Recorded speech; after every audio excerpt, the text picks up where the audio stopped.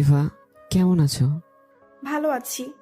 আচ্ছা ইভা, আমাদের গল্পটা এরকম না হলে পারতো নাকি? আমি জানি না। তোমার সাথে আমার কিছু কথা আছে।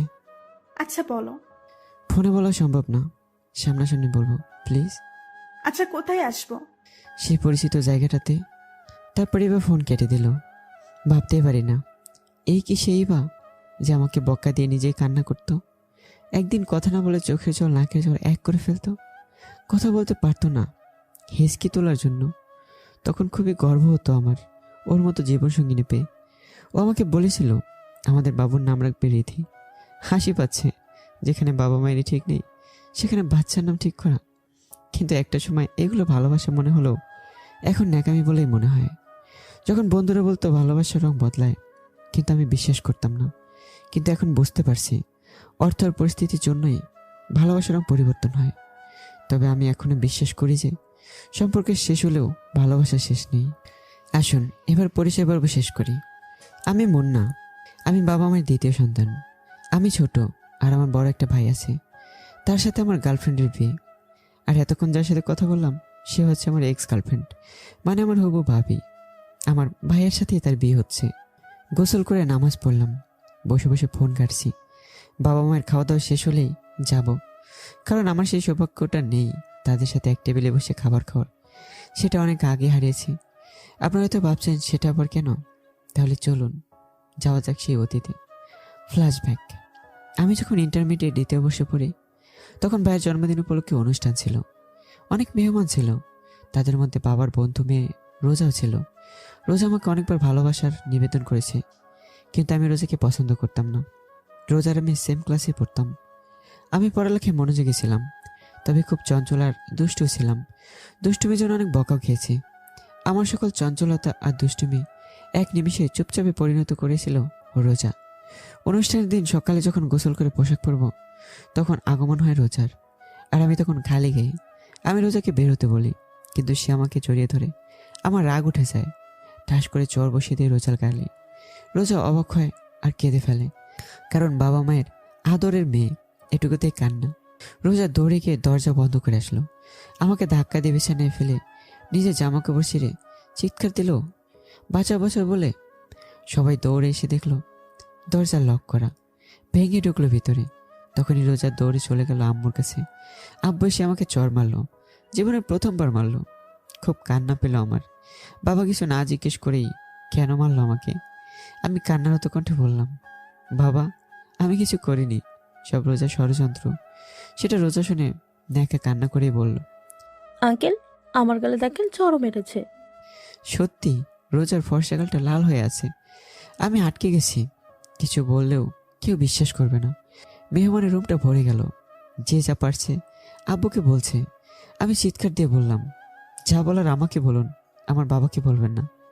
এ কথা বলার সাথে সাথে বাবা এসে আমাকে মারতে লাগলেন। লাথি চর যা পারছে তা দিয়ে মারছে। আমি শুয়ে পড়েছি, মা বলে চিৎকার দিলাম। দেখলাম মা কান্না করছে, কিন্তু তার চোখে আমার জন্য মায়া নেই। কাজের লোক রহিম কাকাকে যখন বাবা লাঠি আনতে বললেন, তিনি কিছু বলতে গেলে বাবার গর্জনে বিড়ালের মতো চলে যান। লাঠি দেখে চিৎকার দিলাম, আম্মু বাঁচাও আমাকে, আমি কিছু করিনি, থামা বাবাকে। বাবার প্রতিটা বাড়িতে আমি চিৎকার করছিলাম। রক্ত বের হয়ে গেছে, অনেক জায়গায় কেটেও গেছে। হঠাৎ দেখলাম রোজার আব্বু আমার আব্বুকে থামালেন আর বললেন, মেরে ফেলবে নাকি? মেরে কি প্রমাণ করতে চাও? আমি রোজার দিকে তাকালাম। মুচকে হাসি দিল। তার হাসিতে আমার কলিজা ছিঁড়ে যাচ্ছিল। বলতে ইচ্ছে করছে, রোজা তুমি না আমাকে ভালোবাসতে, তাহলে কেন এমনটা করলে? আস্তে আস্তে সবাই চলে গেল। আমি রুমের মেঝেতেই পড়ে রইলাম। কখন যে অজ্ঞান হলাম টেরই পেলাম না। যখন জ্ঞান ফিরল, তখন দেখলাম আমি মেঝেতেই আছি। তার মানে কেউ আসেনি আমার রুমে। খুব শীত করছে, ওঠার চেষ্টা করলাম, কিন্তু প্রথমবার পারলাম না। অনেক কষ্টে উঠে বসলাম। দেখলাম আমি খালি গায়ে, কাঁধে লাঠির একটা টোরে ঢুকে গেছে। উহ করে শব্দ করলাম। উঠানোর সময় কোনো রকমের লাইটটা অন করলাম। মোবাইলে দেখলাম রাত 11টা, তার মানে এতক্ষণ অজ্ঞানী ছিলাম। বাথরুমে গেলাম ফ্রেশ হতে। হাতের গেটে পানি লাগার সাথে সাথে চিৎকার দিলাম। তাকে দেখলাম কতখানি ছিলে গেছে। বাবার দেয়া লাঠি ফেরানোর জন্য যখন হাত পেতেছিলাম, তখন গেটে পড়েছিল উহ, কি ব্যথা! খুব ক্ষুধা লাগছে। গিয়ে দেখলাম বাবা মা ভাইয়া বসে খাচ্ছে। রহিম কাকা দাঁড়িয়ে আছে। আমি যাওয়ার পর চেয়ারে বসতে দিল। আমি বসলাম, কিন্তু সাথে সাথে বাবা দাঁড়িয়ে গেলেন আর বললেন। ওর সাথে আমি এক টেবিলে খেতে পারবো না। অবাক চোখে তাকিয়ে আছি বাবার দিকে। সে আরো বলল। আজ থেকে তুই বাবা বলে ডাকবি না, ডাকলে আমি তোকে ত্যায্য করব। আমি তাকিয়ে আছি বাবার দিকে। সে উপরে তাকিয়ে আছে। আমি ভাবছি, এই কি আমার সে বাবা, যে বাবা আমি টেবিলে না আসলে খেত না? এই কি আমার সে বাবা, যে আমার সাথে ক্রিকেট খেলতো, ঘুরতে যেত কাঁধে নিয়ে, হাজারো বায়না পূরণ করতো? প্লেটটা সামনের দিকে ঠেলে চেয়ার থেকে উঠলাম। হাঁটতে হাঁটতে রুমে আসলাম, শুয়ে পড়লাম। লজ্জায় ঘৃণায় আর খাইনি রাতে। ঘুমের দেশে হারিয়ে গেলাম। সকালে শরীরটা খুব দুর্বল, উঠতে খুব কষ্ট হয়। আম্মুকে ডাক দিলাম। আম্মু দরজার সামনে এসে বলল, কি হয়েছে? আমার শরীরটা খুব খারাপ, একটু উঠে ওয়াশরুমে দিয়ে এসো। তখন আম্মু যা বলল তার জন্য আমি মোটেও প্রস্তুত ছিলাম না। মরে যা তুই, দরকার নেই তোর মতো সন্তানের। আমার ভাবতেও ঘৃণা হয়, তুই আমার সন্তান। কথাটি বলে আম্মু চলে গেল। যতটুকু শক্তি ছিল তাও শেষ। মায়ের কথাটা শুনে কিছু টাকা ছিল, তা দিয়ে ওষুধ কিনে নিলাম। তারপর খেয়ে সুস্থ হলাম আস্তে আস্তে। তারপর থেকে আর এক টেবিলে খাওয়া হয়নি। এমনকি পড়ালেখার খরচ দেওয়াও বন্ধ করে দিয়েছিল। আর বলেছিল থাকা খাওয়া বাদে কিছুই দিতে পারবে না। অনেক কষ্টে টিউশন করে, কাজ করে লেখাপড়া খরচ চালিয়েছি। কারো কাছে সাহায্যের জন্য হাতও পাতেনি। তারপর আর দেখাও হয়নি সামনাসামনি রোজার সাথে। তবে দূর থেকে একটা ছেলের সাথে রিক্সায় ঘুরতে দেখেছি। তখন আমার একটু মুচকি হাসি আসছিল। মনটা বলছিল, হায় রে ভালোবাসা। রহিম কাকার ডাকে বাস্তবে ফিরলাম। বললাম, কি হয়েছে কাকা? কাকা বলল, সেই কখন থেকে বসে আছি, তুমি খেতে আসো না, সেজন্য দেখতে আসলাম। মনে মনে ভাবলাম, কাকা তুমি দেখতে আসছো, আর আমি যদি মরে পড়েও থাকি, পচা গন্ধ নাকে যাওয়ার আগে টের পাবে না। দুপুরে খেয়ে বিকেলে পার্কে গেলাম দেখা করতে ইভার সাথে। তাড়াতাড়ি করে গেলাম আর বললাম, সরি লেট করে ফেলেছি, চলো বসি। বসার পর দেখলাম ইভা নাক ছিটকাচ্ছে। আমি বললাম, তোমার কি সমস্যা হচ্ছে ইভা? ঘামের গন্ধ আসছে। আমি মাথা নিচু করে বললাম কথাটা। হেঁটে এসেছি তো, যার জন্য আসা সেটা বলি। বিয়ে করবে আমাকে? ইভা রেগে গিয়ে বলল, এগুলো বলার জন্য ডাকছো? কাল আমার বিয়ে, আজ এসব কি? আমি চলে যাচ্ছি। আমি অনুরোধ করলাম যে একটু বসো। আমাকে তো তুমি ভালোবাসো, তাহলে বিয়ে করতে সমস্যা কোথায়? কি আছে তোমার? বাড়ি গাড়ি, টাকা পয়সা, ভালো চাকরি করেছো তো কোনোদিন? অনার্সটা আমাকে পাবার কোনো যোগ্যতাই তোমার নেই। তুমি তো বলেছিলে আমাকে ছেড়ে থাকতে পারবে না। হ্যাঁ বলেছিলাম, কিন্তু আবিরের সাথে কয়েকটা দিন কাটিয়ে বুঝতে পারছি আমি তোমাকে ছাড়া থাকতে পারবো। সত্যি তোমার কথা তেমন মনে পড়েনি আমার। আমি এসব নিয়ে কোনো কথা শুনতে চাই না। আর আমি যাবো এখন, নয়তো বাবা টেনশন করবে। বলে উঠে দাঁড়ালো আর বলল, পারলে ক্ষমা করে দিও, আর ভালো থেকো। বলে হাঁটা শুরু করলো। তাকিয়ে আছে আমি তার পানে। ভেবেছিলাম ফিরে তাকাবে, না তাকায়নি। হেঁটে গিয়ে রিকশায় উঠলো। গধূলির আলো তার মুখে পড়তেই মুখটা জলজল করছে। এই জন্য মুখে লাল আভা ফুটে উঠেছে। এখন দেখে মনে হয় আমার জীবনটা ভুল নয়, সে সত্যি আগুন সুন্দরী। রাতে ঘুম হলো না এবার কথা ভেবে। বাসায় মেহমান ভরপুর, লোক সমাগম খুব। বাড়িটাকে সাজানো হয়েছে, খুব সুন্দর লাগছে বাড়িটাকে। যে যার কাজে ব্যস্ত, সবাই রেডি হচ্ছে, বউ আনতে যাবে। আমাকে একটা পাঞ্জাবি দিয়ে গেল। আম্মু রেডি থাকতে বলেছে, বউ আনতে যেতে হবে। কিন্তু আম্মু তো জানে না যে আমার জীবনের একটা অংশ হারাচ্ছি আমি। সবার অবহেলার চাপা পড়ে থাকে আমার অভিমানগুলো। কেউ বোঝে না, হয়তো বুঝবে, কিন্তু সময় শেষে। সবার সাথে রেডি হয়ে গেলাম বিয়েতে। দূর থেকে দেখলাম রোজাও এসেছে। আমার দিকে তাকিয়েছিল, কিন্তু হয়তো ভাবছে, এত চালাক চঞ্চল প্রাণবন্ত মানুষটা এত চুপচাপ কেন, তাও নিজের ভাইয়ের বিয়েতে। প্রথমে বরকে 3 বার কবুল বলানো হলো, এবার কনের পালা। আমিও গেলাম দেখতে। খুব ইচ্ছে ইভাকে বিয়ের সাজে দেখব। পরীর মতো লাগছে ইভাকে। ওর বড় হওয়ার কথা আমার, কিন্তু নিয়তির কাছে হার মানলো আমার ভালোবাসা। ইভা যখন প্রথমবার কবুল বলল, আমার বুকে একটা চাপ অনুভব করলাম। সাথে সাথে চোখ বন্ধ করলাম। টুক করে এক ফোঁটা অশ্রু পড়ল। সামলে নিলাম নিজেকে। বিয়ের কাজ শেষ করে ইভাকে নিয়ে বাসায় আসা হলো। সবাই নতুন বউ নিয়ে ব্যস্ত, আর আমি ব্যস্ত বেলকনিতে দাঁড়িয়ে আকাশ দেখতে। আর পুরনো স্মৃতিচারণ করতে। আকাশটা একটু মেঘলাও না, চারটা জল জল করছে, কোটি কোটি তারা। আকাশে দেখলাম একটা তারা একা এক জায়গায়, আশেপাশে কোনো তারা নেই। ভাবলাম ও হয়তো আমার মতো অবহেলিত। অনেক কথা ভেবে মনে মনে অভিমানের পাহাড় তৈরি করেছি, অথচ অভিমান ভাঙার মতো কেউই নেই। চোখ দিয়ে পানি পড়ছে, কলিজাটা ফেটে যাচ্ছে। ইচ্ছে করে গলা ফাটিয়ে চিৎকার করে কাঁদি কিছুক্ষণ, কিন্তু না, কাঁদবো না। পুরুষ মানুষের তো কাঁদতে নেই, পুরুষদের পাষাণ হতে হয়, শক্ত হতে হয়, কিন্তু আমি পারছি না। কেন? হয়তো স্পর্শকাতর জায়গায় আঘাতটা এসেছে, সেই জন্য। কেটে গেল 1 সপ্তাহ। ইভা মানিয়ে নিয়েছি খুব, বলতে হবে মেয়েটা খুবই মিশুক। তাকে নাম ধরে বলাটাও ঠিক হচ্ছে না, আবার ভাবিয়ে বলছি না। সকালে বের হচ্ছি একটা ইন্টারভিউর জন্য। ইভা ভাইয়া বলে ডাক দিল খেতে। অস্বস্তিকর পরিস্থিতিতে পড়ে গেলাম। হঠাৎ বাবা বলল, হয়তো তারা আছে, যেতে দাও। না, এবারও চাকরিটা হলো না। কিন্তু কতদিন বসে বসে অন্যের ঘাড়ের উপর খাবো? ছাদে যাবো সিগারেট খেতে। দরজা খুলতে দেখলাম দোলনায় বসে আছে ভাইয়া আর ইভা। আমি চলে যেতে চাইলে ভাইয়া থেকে যেতে বলল। আমারও দরকার ছিল সিগারেট খাওয়ার, তাই থাকলাম। খুব হিংসা হয় ভাইয়াকে, ওর মতো ভাগ্য নিয়ে কেন জন্মালাম না। সিগারেট খাওয়া শেষ করে চলে আসলাম। দিন দিন সিগারেট খাওয়ার মাত্রাটা বাড়ছে। টিউশনের টাকার অর্ধেকের বেশি যায় সিগারেটে।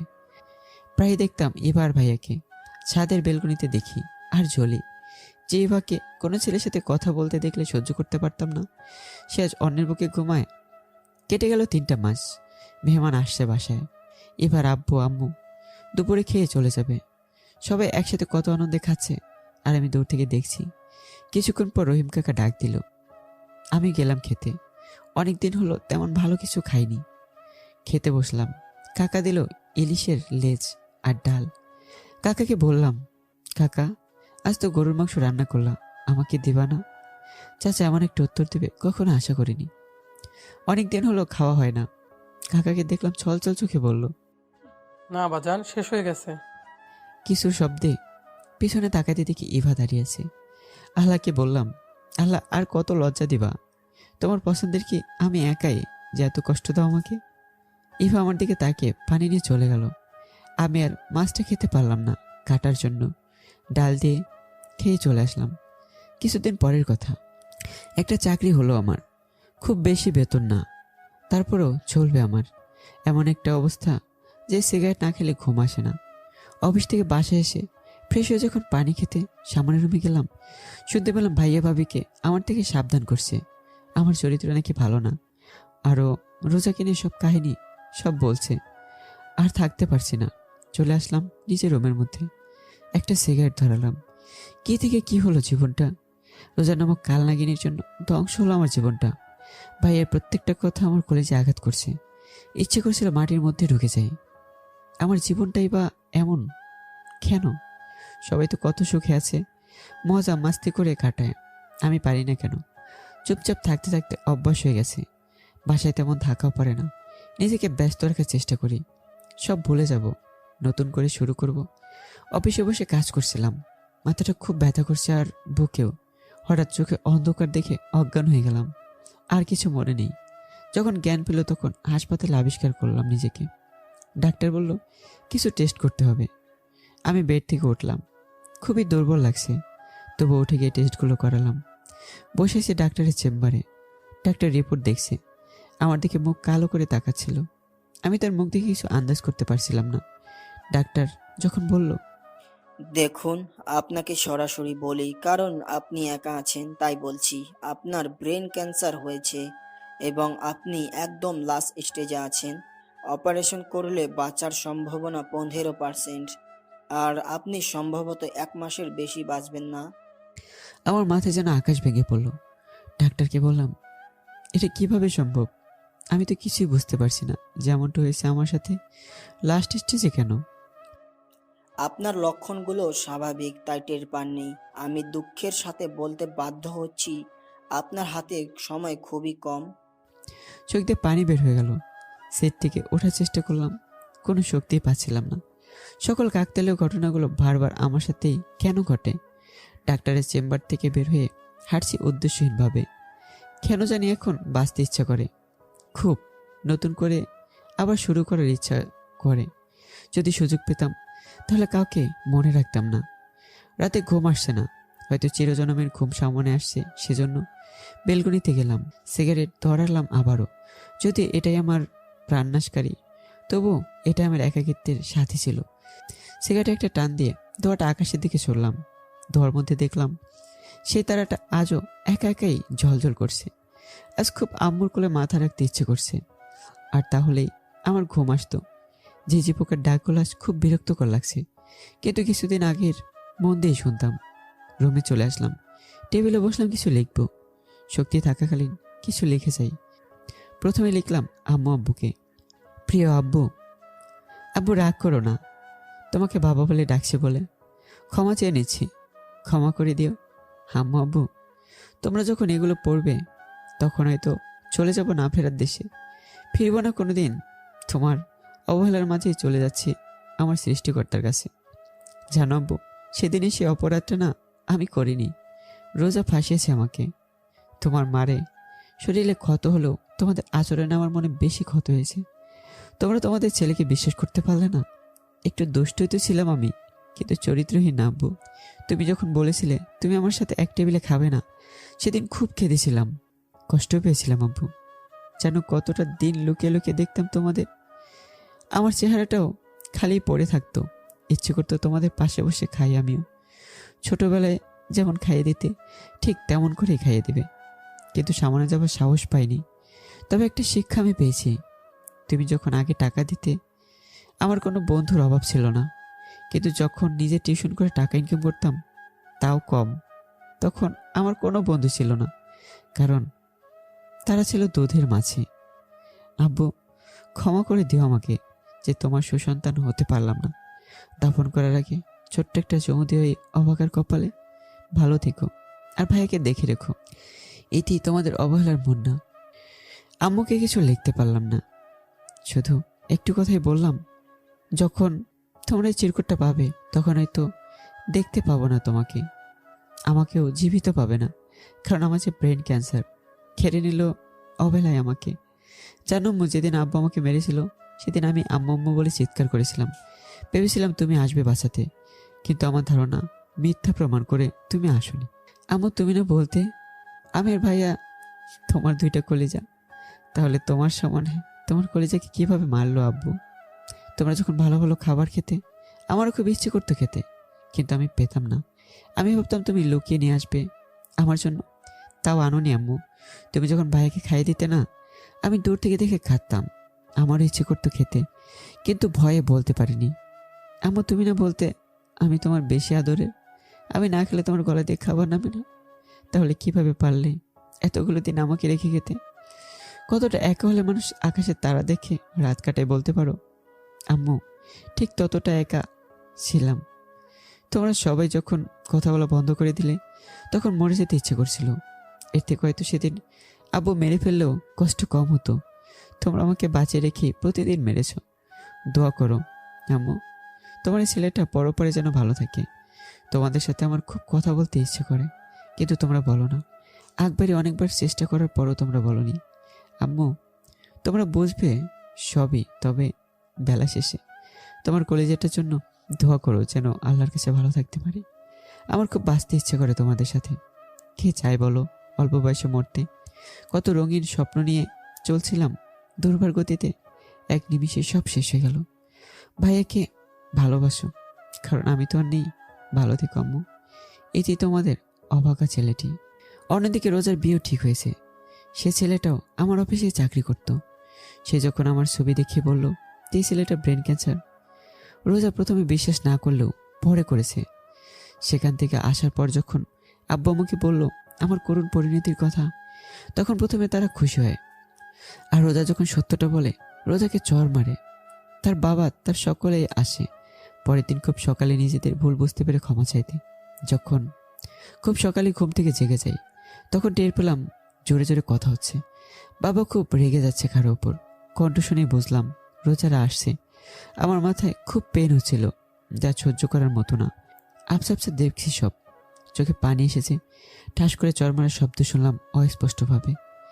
একটু হাসি দিলাম আর ভাবলাম যে বাবা এবার সঠিক অপরাধীকে শাস্তি দিল, তবে দেরি করে ফেলল খুব। হাত পা অসাড় হয়ে আসছে, শ্বাস করতে কষ্ট হচ্ছে। শুনতে পেলাম তারা সবাই দৌড়ে আসছে। আমার রুমে দরজা খোলা শব্দে তাকালাম। কোনো রকমে দেখলাম আমার আম্মু আব্বু দাঁড়িয়ে আছে, চোখে জল। দৌড়ে আসলো আমার কাছে, এসে চিৎকার করে ডাকলো আমাকে। শুনছি, তবে বলতে পারছি না, কথা আসছে না ভিতর থেকে। চেষ্টা করছি কিন্তু পারছি না, বুকটা ফেটে কান্না বেরিয়ে আসছে। তারা মাপ চাইছে, কিন্তু বলতে পারছি না যে আমি তোমাদের ক্ষমা করে দিয়েছি। ভাবছি তখন আমি কথা বলতে চাইছিলাম, তোমরা বলনি, আর আজ তোমরা বলছো, কিন্তু আমি বলতে চেয়েও পারছি না। সবই বুঝতে পারলে, তবে বেলা শেষে সবার দিকে একবার চোখ ঘুরে তাকালাম। নিঃশ্বাসটা বন্ধ হওয়ার আগে মুচকে এসে ভাবলাম, পৃথিবীতে বেঈমান প্রতারকগুলোই বেশি সুখী হয়। হঠাৎ জোরে একটা চিৎকার মেরে ঘুম থেকে উঠে গেলাম। তার মানে কি এতক্ষণ আমি স্বপ্ন দেখলাম? পুরো শরীর ঘামে ভিজে একাকার। আফসোস, চিৎকার শুনে একটা ব্যক্তি আসলো না।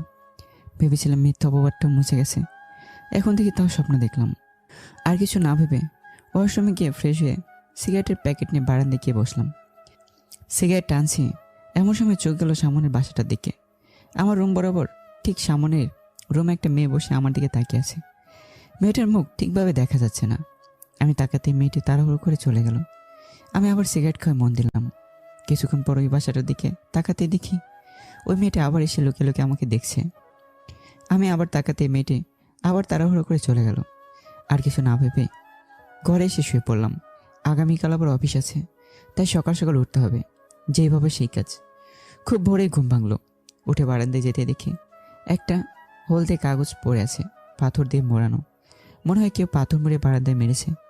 কাগজটা খুলতে চোখ কপাল উঠে গেছে, কারণ কাগজে লেখা ছিল, এই যে মিস্টার, এখন থেকে রাতে সিগারেট খাবেন না, আর প্রতিদিন রাতে বারান্দায় এসে দাঁড়াবেন, আমি আপনাকে দেখব। আর যদি দেখি সিগারেট খেতে দেখি, তাহলে কিন্তু অবস্থা খারাপ করে দেব। ইতি হলদে পাখি। চিঠিটা পড়ে চোখ কপাল উঠে গেল। মনের মধ্যে অনেক প্রশ্ন এসে জমা হতে লাগলো। কে এই মেয়ে? আমাকে চিঠি কেন লিখলো? ইত্যাদি।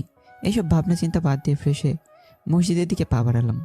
নামাজ পড়ে একটু হাঁটাহাঁটি করে এসে অফিসের জন্য তৈরি হয়ে নিলাম। বেরোতে এদিকে সবাই খাওয়ার টেবিলে বসে আছে। আমি বের হতে যাচ্ছি, কেউ খাওয়ার জন্য ডাকলো না। যাই হোক, এটা নতুন কিছু না, সো এত ভাবাভাবিরও কাজ নেই। যা ভাগ্যে থাকবে তাই হবে। একটা সময় ছিল যে সময় সবার চোখের মনি ছিলাম, কিন্তু ভাগ্যক্রমে আজ সবার চোখের কাটা হয়ে গেলাম। আসলে ভাগ্যের দোষ দেওয়া ঠিক না। সময় সব সময় এক থাকে না, সময়টাও ঋতুর মতো হয়ে গেছে, এক এক সময় এক এক রকম। সো এত কিছু না ভেবে অফিসের দিকে পা বাড়ালাম। অফিসে পৌঁছাতেই পিয়ন এসে বললো আমাকে নাকি বস ডাকছে। আমি আসছি বলে বসের কেবিনের দিকে পা বাড়ালাম। আসতে পারি স্যার? আরে মুন্না যে, এসো বসো। ধন্যবাদ স্যার। স্যার আমাকে কি ডেকেছিলেন? মুন্না, আমাদের অফিসে একটা মিটিং হবে, সো আমি চাই দায়িত্বটা তুমি নাও, আর ডিলটা যেন আমারাই পাই। স্যার আমি জয়েন দিয়েছি তো বেশি দিন হয়নি, আমি কি পারবো? দেখো মুন্না, তুমি নতুন হলে তোমার কাজে আমি মুগ্ধ, সো আমার আত্মবিশ্বাস আছে তুমি কাজটা পারবে। দোয়া করবেন স্যার। আমার দোয়া সব সময় আছে। আর এই ফাইলগুলো 2 দিনের মধ্যে কমপ্লিট করো, কারণ মিটিংটা 2 দিনের মধ্যে হবে। ফাইলগুলো নিয়ে আমার ডেস্কে এসে বসে কাজটা করতে লাগলাম। যদি অনেক ক্রিটিক্যাল, তবুও নিজের সর্বোচ্চটা দিয়ে চেষ্টা করছি। অফিস ছুটি হয়ে গেল, তাই বাসায় গিয়ে ল্যাপটপে কাজ করতে লাগলাম। যেহেতু আসার সময় নাস্তা করে এসেছি, তাই এখন খিদে নেই। কাজ করতে করতে রাত 9টা বেজে গেল, তাই বাইরে হয়ে হোটেল থেকে ডিনার করে এসে কাজ করতে লাগলাম। কাজ করতে করতে দেখি 11টা বেজে গেল। 11টা বাজতেই সে চিঠিটার কথা মনে পড়ে গেল। চিঠিটার কথা মনে পড়তেই সিগারেটের প্যাকেটটা নিয়ে বারান্দায় যেতেই চোখ কপাল উঠে গেল। সে জায়গাতেই থ হয়ে দাঁড়িয়ে রইলাম। যা দেখলাম তা দেখার জন্য মোটেও প্রস্তুত ছিলাম না, কারণ দেখলাম একটা মেয়ে আমার রুমের বারান্দার দিকে তাকিয়ে পায়চারি করছে। কি বলবো মেয়েটার বিষয়ে?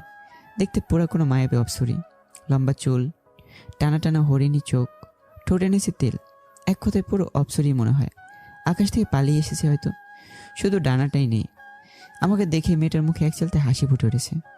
আমি যখন সিগারেটের প্যাকেট থেকে সিগারেট বাহির করে ধরাতে যাব, তখনই মেয়েটা আমার দিকে চোখ রাঙিয়ে সিগারেটটা দেওয়ার জন্য ইশারা করলো।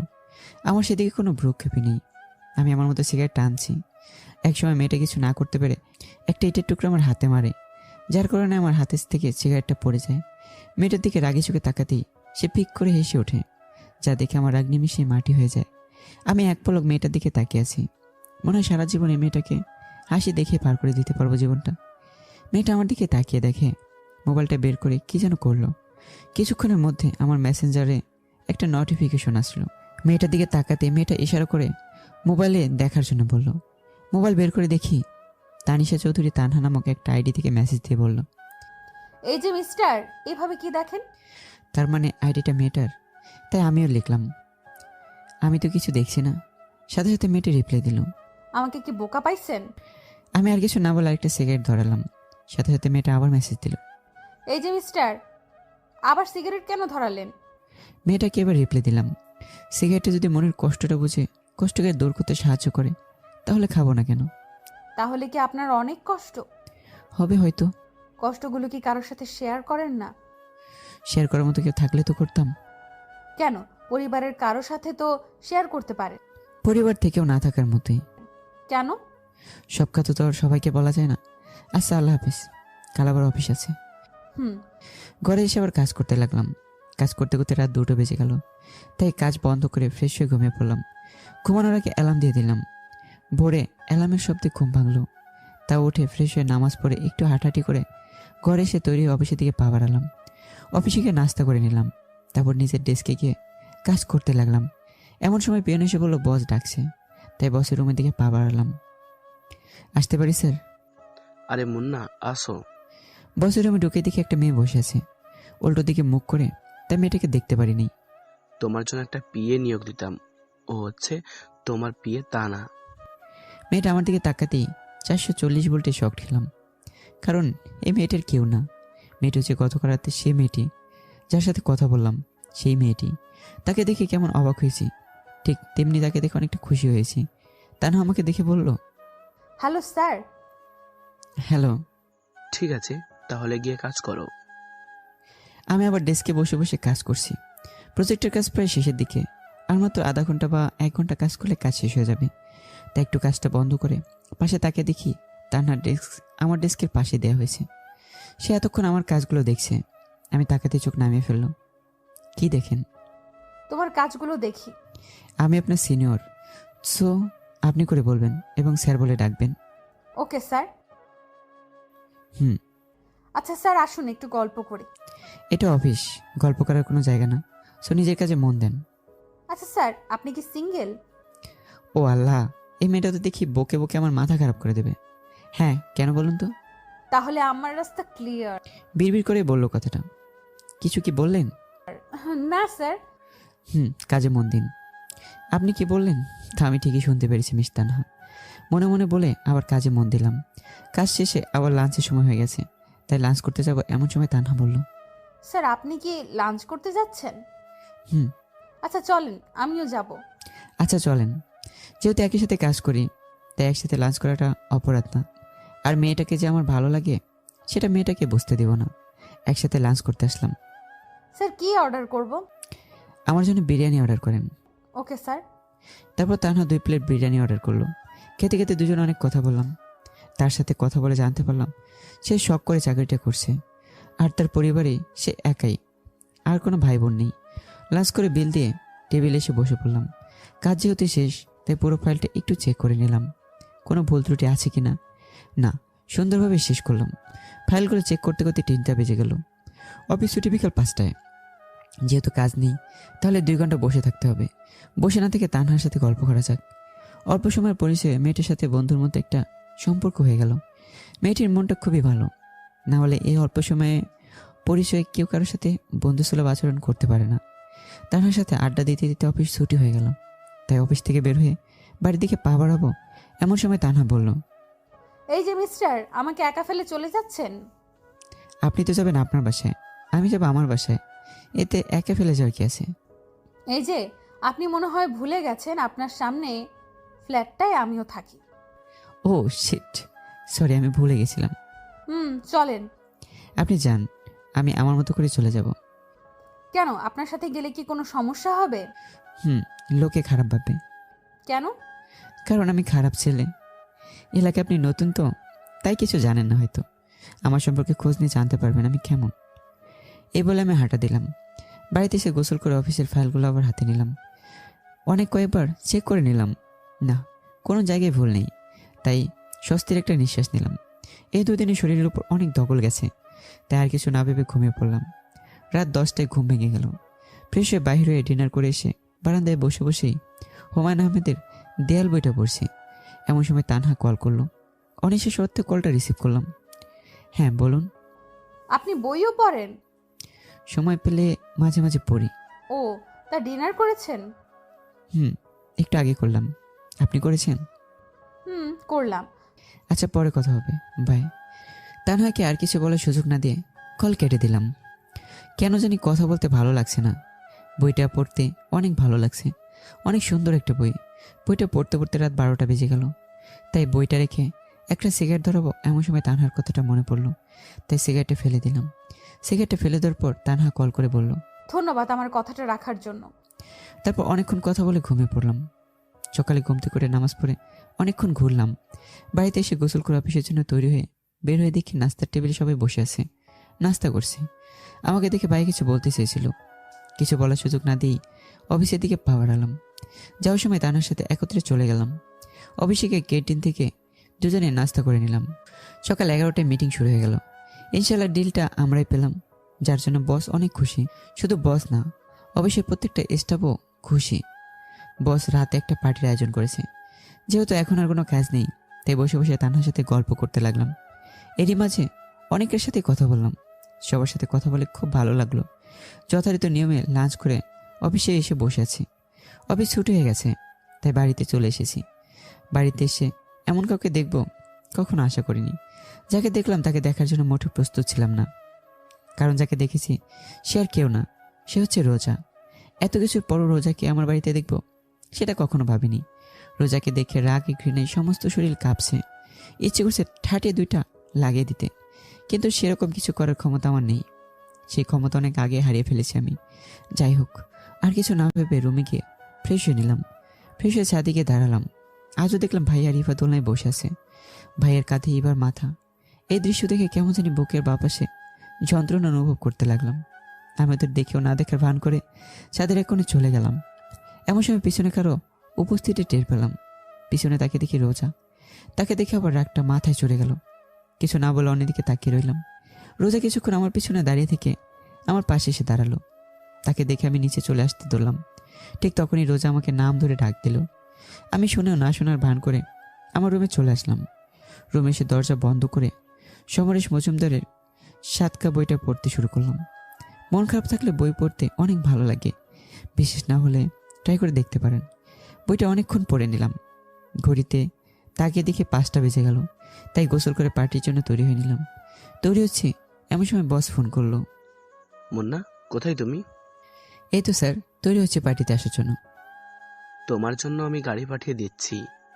তার লাগবে না স্যার, আমি পৌঁছে যেতে পারবো। বলছি, গাড়িটা আমার না, গাড়িটা তোমার নিজের গাড়ি। আমার গাড়ি মানে?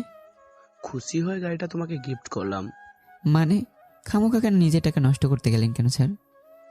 কি বলো তুমি? তুমি জানো তোমার কারণে আমাদের অফিস অনেক লাভ করতে পেরেছে। আর তার থেকে বড় কথা হচ্ছে, আমাদের অফিস ছিল বাংলাদেশের 36 নম্বর, এবার হয়তো অনেক এগিয়ে আসবে। তবুও স্যার। শুধু গাড়ি না, কিছুক্ষণের মধ্যে তোমার অ্যাকাউন্টে কিছু টাকা চলে আসবে। সো এত ভাবাবের কিছু নেই, রেডি হয়ে তাড়াতাড়ি এসো। হ্যাঁ স্যার। স্যারের কথা শুনে থম মেরে খাটের উপর বসে পড়লাম। স্যার কি বললো যেন সব কিছু মাথার উপর দিয়ে গেল। অনেকক্ষণ বসে থাকার পরে দেখলাম কেউ দরজা ধাক্কাচ্ছে। দরজা খুলে দেখি ইভা। ইভাকে দেখে অনেক রাগ হলো। আমি কিছু বলার আগে ইভা বলল, তোমাকে একটা লোক ডাকতেছে। এ কথা বললে ইভা যথারীতি তাড়াতাড়ি চলে গেল। আমি আর কিছু না ভেবে নিচে চলে গেলাম আমাকে কে ডাকছে সেটা দেখার জন্য। নিচে গিয়ে দেখলাম সবাই সোফার উপরে বসে আছে, বসে বসে গল্প করছে। তার মাঝে আরো একটা অপরিচিত লোক আলাদাই বসে আছে। সামনে যেতে দেখি আমাদের অফিসের পিয়ন আঙ্কেল। আমাকে দেখে আঙ্কেল বলল, স্যার আপনার গাড়ির চাবি। আর আঙ্কেল আমাকে স্যার না ডেকে নাম ধরে রাখবেন, এতে খুশি হব। আচ্ছা তাহলে এবার আমি যাই। না আঙ্কেল বসেন, আমি যাব, দুজনে একত্রে চলে যাব। আচ্ছা বাবা, ঠিক আছে, তাড়াতাড়ি করো। পিছনে ঘুরে দেখি সবাই অবাক হয়ে তাকিয়ে রইল। হয়তো আমাকে গাড়ি কিনতে দেখায়, নয়তো বাবার বয়সী একজন ব্যক্তি আমাকে স্যার ডাকে। যাই হোক, আমি এত কিছু না ভেবে গিয়ে তৈরি হয়ে নিলাম। রেডি হয়ে আয়নার সামনে গিয়ে দাঁড়ালাম। নিজেকে নিজেই দেখে ক্রাশ খেয়ে ফেললাম। বাকি আমার পাঠিকাতের কথা না হয় বাদই দিলাম। রেডি হয়ে আঙ্কেলকে নিয়ে বের হলাম। গাড়ি স্টার্ট দিব এমন সময় তানহার কথা মনে পড়লো, তাই আবার গাড়ি থেকে নেমে পড়লাম। আমাকে গাড়ি থেকে নামতে দেখায় আঙ্কেল জিজ্ঞেস করলো, কি হয়েছে বাবা? আসলে আঙ্কেল, তানহা যেহেতু আমাদের সামনের বাসায় থাকে, তাই তাকে ড্রপ করে নিয়ে যাওয়ার সময়। ও আচ্ছা, তাহনা মামুনি কি রেডি হয়েছে? জিজ্ঞেস করছি কল দিয়ে। আচ্ছা, জিজ্ঞেস করো কল দিয়ে। আচ্ছা দেখি, জিজ্ঞেস করছি কল দিয়ে। আঙ্কেল কি আবার গাড়িতে বসলো। আমি তানহাকে কল দিলাম, কয়েকবার দিলাম, কল রিসিভ করলো না। চতুর্থবারের সময় কল রিসিভ করে বলা শুরু করলো, এই সরি রেডি হচ্ছিলাম তাই কল রিসিভ করতে পারিনি। রেডি হওয়া কি শেষ? প্রায় শেষ। কেন? না মানে ভাবছি একসাথে যাবো কি বলো? যাওয়া যায়। আচ্ছা তাহলে তাড়াতাড়ি রেডি হয়ে নিচে আসো, আমি তোমার বাসা নিচে দাঁড়িয়ে ওয়েট করছি। মা, আপনি বাসার নিচে দাঁড়িয়ে কেন? উপরে আসেন। না, তাড়াতাড়ি আসো। আচ্ছা স্যার। তানহার জন্য বসে আছি। কিছুক্ষণ পর তানহা আসলো, একটা নীল শাড়ি পরে, যেন কোনো অপসরি নেমে হেঁটে হেঁটে আসছে। অতীতের কথা মনে পড়তেই চোখের দোকানের দুপুরটা অশ্রু জমা হলো। কারণ এই অতীতের কারণেই হয়তো কাউকে ভালোবাসতে পারবো না। ভয় হয় ভয়ঙ্কর অতীতটা নিয়ে। কোনো কথা না বলে দরজা খুলে দিলাম। সে একটা মুচকি হাসি দিল। গাড়িতে বসে গাড়ি ড্রাইভ করতে লাগলাম। সবাই নিস্তব্ধ, কারো মুখে কোনো কথাই নেই, শুধু বাইরে গাড়ির শোষে শব্দ শোনা যাচ্ছে। তাই গাড়ির গ্লাসগুলো উঠিয়ে দিয়ে জুনায়েদ ইভান ভাইয়ের গানটা ছেড়ে দিলাম ফুল সাউন্ডে। আঙ্কেলের দিকে তাকিয়ে দেখি তিনি আমার দিকে তাকিয়ে আছেন, তাই গান বন্ধ করে গজল ছেড়ে দিলাম। অনেকটা পথ অতিক্রম করে পার্টির স্থানে পৌঁছালাম। গাড়ি থেকে নেমে ভিতরে ঢুকলাম। সবাই আমাদের দিকে ড্যাব ড্যাব করে তাকিয়ে আছে, কারণ তানহা পড়েছে নীল শাড়ি আর আমি নীল পাঞ্জাবি। যাই হোক, সেদিকে ভ্রুক্ষেপ না করে ভিতরে গিয়ে বসে পড়লাম। সবার সাথে অনেকক্ষণ আড্ডা দিলাম। মনটা এখন একদম ফ্রেশ হয়ে গেছে। পার্টিতে স্যার অনেক কথাই বলেছে। এই প্রজেক্টের পুরো দায়িত্ব নাকি আমার উপরই ছিল। সেটা শুনে যেন আমি নিজের কানকে বিশ্বাস করতে পারলাম না। কারণ এত বড় একটা প্রজেক্টের কাজ নিজে করতে পারবো, কথাটা কখনো ভাবতে পারিনি। 5 থেকে 6 কোটি টাকার প্রজেক্ট তো হবেই। যাই হোক, এত কিছু ভাবলে আর চলবে না। পার্টি শেষ করে আসতে ধরলাম। তানহাকে নিয়ে পার্টি থেকে বের হলাম। অনেকটা সময় তো পার্টিতেই ছিলাম, প্রায় 8টা বেজে গেল। আসার সময় স্যারের কাছ থেকে 3 দিন ছুটি নিলাম। স্যার কোনো কথা না বলে আমাকে 5 দিনের ছুটি দিয়ে দিল, সাথে তানহারও। ও বললো কোথা থেকে ঘুরে আসতে, আঙ্কেল এখন আসবেন না। তাই আমি আর তানহা বের হলাম। যেতে যেতে 2 ঘন্টা সময় লাগবে, তাই পার্টি থেকে একটু তাড়াতাড়ি বের হলাম। গাড়িতে উঠে বসলাম। ড্রাইভিং সিটে আমি আর পাশের সিটে তানহা। জাস্ট অন্যরকম একটা অনুভূতি, কিন্তু এরকম অনুভূতি বাস্তবে আমার সাথে কখনোই হবে না। যাই হোক, কিছু না ভেবে জুনায়েদ ইভানের গানটা প্লে করে দিলাম। অনেকক্ষণ পর গানটা বন্ধ করলাম। তানহা বলল, স্যার, জুনায়েদ ইভান কি আপনার প্রিয় শিল্পী? কেন? না মানে গানগুলো খুব সুন্দর। হ্যাঁ, প্রতিটি গানই হৃদয় ছুঁয়ে যায়। প্রত্যেকটা গানের লাইন আমার জীবনের সাথে মিলে আছে। পরে বলবো এক সময়। Okay sir. স্যার এখানে না ডেকে অফিসে ডাকলে পারো। তাহলে কি বলে ডাকবো? নাম ধরে। কোন অধিকারে নাম ধরে ডাকবো? বন্ধুত্বের অধিকারে ডাকতে পারো। তাহলে আজ থেকে ফ্রেন্ড। শুধু ফ্রেন্ড না, বেস্ট ফ্রেন্ড। ওকে। তারপর গল্প করতে করতে আসলাম। অনেকক্ষণ পর এসে পৌঁছলাম। তানহাকে তার ফ্ল্যাটে ছেড়ে দিয়ে আমি গাড়ি নিয়ে বাড়ির ভিতরে ঢুকে পড়লাম। গাড়ি এক সাইডে পার্কিং করে বাসার ভিতরে ঢুকে পড়লাম। গিয়ে দেখি সবাই বসে আছে। আমাকে দেখে ভাইয়া বলল, মুন্না চল, আজকে সবাই মিলে একসাথে খাবো। ভাইয়ের সাথে দেখি সবাই রেসপন্স দিতে লাগলো একসাথে খাওয়ার জন্য। আমি কিছু না বলেই রুমে এসে দরজা বন্ধ করে শুয়ে পড়লাম। কিছুক্ষণ পরে কে সে যেন দরজায় নক করছে। ভালো লাগছে না, তাই সাতকাহন বইটা বাকি পৃষ্ঠাগুলো পড়া শুরু করলাম। আজকে কয়েক পাতা পড়লাম। 2 দিনে মিলে প্রায় 300 পৃষ্ঠার মতো পড়লাম। মোবাইলের দিকে তাকিয়ে দেখি রাত প্রায় 2টো। ভালো লাগছে না, তাই ছাদে চলে গেলাম। গিয়ে তারা দেখতে শুরু করলাম। পরিবারের অবহেলাগুলোর কথা মনে পড়তেই চোখ দুটো ভিজে গেল। অনেকক্ষণ ধরে কান্না করলাম। নিজেকে বড্ড অসহায় মনে হতে লাগলো। আসলে কি মানুষ এত কষ্ট পায়, নাকি শুধু আমি কষ্ট পাই? কেউ কি বলতে পারবে কতটা কষ্টে থাকলে মানুষ রাতের আকাশের দিকে তাকিয়ে কান্না করতে কষ্টের কথা ভাবতে পারে? দোয়া করি আমার মতো এত কষ্ট যেন আল্লাহ কাউকে না দেয়। খুব কষ্ট হচ্ছে। কেন রোজা আমার সাথে এমন করলো? রোজার সাথে তো আমি কোনো অন্যায় করিনি। আচ্ছা, রোজা কি আমার সত্যি ভালোবাসতো নাকি সব নাটক করতো? ভালোবাসার মানুষকে কি কেউ কখনো কষ্ট দিতে পারে? কই, এইভাবে তো আমি কখনো কষ্ট দিতাম না। আপনার চেষ্টা করতাম এবার ভালো থাকার জন্য। আফসোস, এবার ঠিকই ভালো আছে, তবে আমি নেই। দোয়া করলাম যেন এবার সুখে থাকে। ঠিকই এবার সুখে আছে, তবে আমি নেই। জানতাম ভাইয়ের সাথে এবার ভালো থাকবে। যাক, এবার খুব ভালোই আছে। সবার উপর সাগর পরিমাণ অভিমান জমা হয়ে আছে। হয়তো কোনো এক সময় পাহাড় সমান হয়ে যাবে, পাহাড় সমুদ্র সমান হয়ে যাবে। আগের দিনগুলো খুবই ভালোই কাটতো, যখন দুই ভাই মিলে বাড়িটাকে মাথায় করে রাখতাম। মা বললো, তোরা দুজনই আমার কলিজার টুকরা, তোদের ছাড়া কখনো ভালো থাকবো না। কিন্তু আজ কীভাবে মা আমাকে ছাড়া ভালো আছে? বাবা বলতো, তোদের দুই ভাইয়ের থেকে তুই সবচেয়ে ভালো। কিন্তু আজ আমি বাবার চোখে অনেক খারাপ। ভাই বলতো, তোকে কখনো কষ্ট পেতে দেব না, কারণ তুই যখন কষ্ট পাস তখন আমিও কষ্ট পাই। তাহলে কি এখন আর আমার জন্য কষ্ট পায়? ভাইকে জানে না তার ভাইয়ের অনেক কষ্টে আছে। আর ইভা, সে বলতো আমাকে ছাড়া নাকি সে বাঁচবে না। আফসোস, আজ সে ঠিকই বেঁচে আছে, আর আমি বেঁচে থেকেও না থাকার মতোই। খুব কষ্টে আছি, না পারছি কাউকে বলতে, আর না পারছি সইতে। মানুষ কি কষ্ট পেলে সেই কষ্টগুলো কাউকে বলতে পারে? না। কি মনে করে যেন মেসেজ অপশনে ঢুকলাম। মেসেজ অপশনে গিয়ে আমার মাথায় টনক নড়ে উঠল। প্রথমে ভাবলাম ভুল দেখলাম, চোখ মুছে আবার দেখলাম, না, সে একই মেসেজ। মেসেজটা পড়ে তাড়াতাড়ি দোলনায় গিয়ে বসে পড়লাম, আর থ মেরে সে একই জায়গায় বসে রইলাম। কারণ মেসেজটা হচ্ছে ব্যাংকের। কে যেন আমার অ্যাকাউন্টে 50 লক্ষ টাকা পাঠিয়েছে। এত টাকা দিয়ে সারা জীবন আরামাস করে কেটে যাবে। হোয়াটসঅ্যাপে গিয়ে দেখি টাকাগুলো বসই পাঠিয়েছে, আর বলেছে, টেনশন নিও না, এটা সামান্য, আরো পাবে। আর আমি শুধু অবাকের পর অবাক হচ্ছি। সব কিছু যেন স্বপ্ন। যদি বসের কাছে এই টাকা সামান্য, কারণ বসের আরও 4-5টার মতো অফিস আছে। আর কিছু না ভেবে এসে শুয়ে পড়লাম। পরদিন সকালে যেন কে দরজায় নক করছে। একে তো প্রায় অর্ধেক রাত ঘুমিয়েছি, দ্বিতীয়ত মন মেজাজ ভালো নেই। মোবাইলের দিকে তাকে দেখি সকাল 7টা বাজে। একরাশ বিরক্তি আর রাগ নিয়ে দরজা খুলে দেখি রোজা। রোজাকে দেখে রাগ আরও বেশি হতে লাগলো। ইচ্ছে করছে কোষে কয়েকটা থাপ্পড় লাগিয়ে দিতে, কিন্তু না, সেরকম কিছু করলাম না। একরাশ রাগ নিয়ে আর বিরক্তি নিয়ে তাকে জিজ্ঞেস করলাম, কি সমস্যা তোর? এরকম বিরক্ত করছিস কেন? তোমাকে সবাই নাস্তা করতে ডাকতেছে। যা তো, বিরক্ত করিস না, আমি ঘুমাবো। না, চলো সবার সাথে নাস্তা করব। যাবো না বললাম তো তোকে। না, তোমাকে যেতেই হবে। নিজের রাগ আর কন্ট্রোল করতে পারলাম না, তাই ঠাস করে একটা চড় মারলাম। চড়ের তাল সামলাতে না পেরে সে মাটিতে পড়ে গেল। চড়ের শব্দে সবাই দৌড়ে আসলো, আর রোজা দাঁড়িয়ে কান্না করতে লাগলো। আব্বু এসে রোজাকে জিজ্ঞেস করলো, কি হয়েছে মা? আসলে আঙ্কেল, আমি মুন্নাকে ডাকতে এসেছিলাম, কিন্তু মুন্না আমাকে কিছু না বলে মারতে থাকে। এই দেখেন আঙ্কেল, আমার গালে চড়ের দাগও আছে।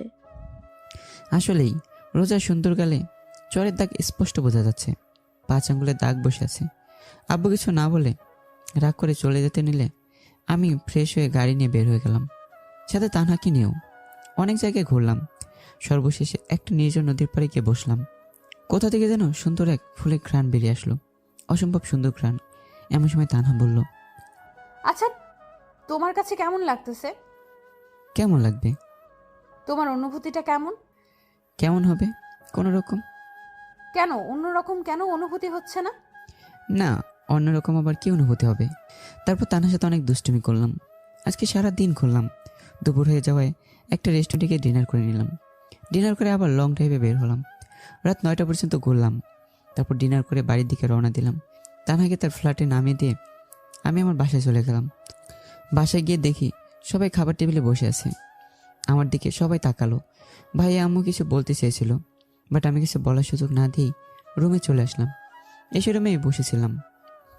যেহেতু কোনো কাজ নেই, তাই ল্যাপটপে বসে বসে একটা নাটক দেখতে লাগলাম। নাটকের মাঝখানে হঠাৎ রুমে কারো উপস্থিতির টের পাওয়ায় মাথা উপরে তুলে দেখি রোজা। তাকে দেখে আবার একটা মাথায় চড়ে বসলো। তাই তাকে কিছু না বলেই নাটক দেখে মন দিলাম। সে কিছুক্ষণ আমার দিকে তাকিয়ে থাকলো, তারপর আমার পাশে এসে বসে আমার মাথায় হাত দিয়ে চুলে বেলি কাটতে লাগলো। তা দেখে রাগ একদম চরম লেভেলে পৌঁছে গেল। তাই টিকতে না পেরে ঠাটিয়ে 2টা চড় লাগিয়ে দিলাম। তা দেখে তানহা একটা মোটা রড এনে নিজের গায়ে কয়েকটা বাড়ি মারা শুরু করলো। আর তার সুন্দর গায়ে চামড়ায় রডের বাড়ির দাগ স্পষ্ট পড়ে আছে। গায়ে কয়েকটা বাড়ি মারার পর সে নিজের মাথায় আঘাত করা শুরু করলো। আমি শুধু তাকিয়ে তাকিয়ে একটা মুচকে হাসি দিলাম। মাথায় আঘাত করার এক পর্যায়ে তার মাথা ফেটে রক্ত পড়া শুরু করলো। আমি ততক্ষণে ল্যাপটপ না বন্ধ করে একপাশে রেখে দাঁড়িয়ে পড়লাম। এরপর তানহা জোরে চিৎকার করা শুরু করলো। কিছুক্ষণের মধ্যে সবাই সে হাজির হলো। সবাই তানহাকে এই অবস্থায় আমার রুমে দেখে রাগে অন্ধ হয়ে আমাকে কিছু না বলে তানহাকে জিজ্ঞেস করলো,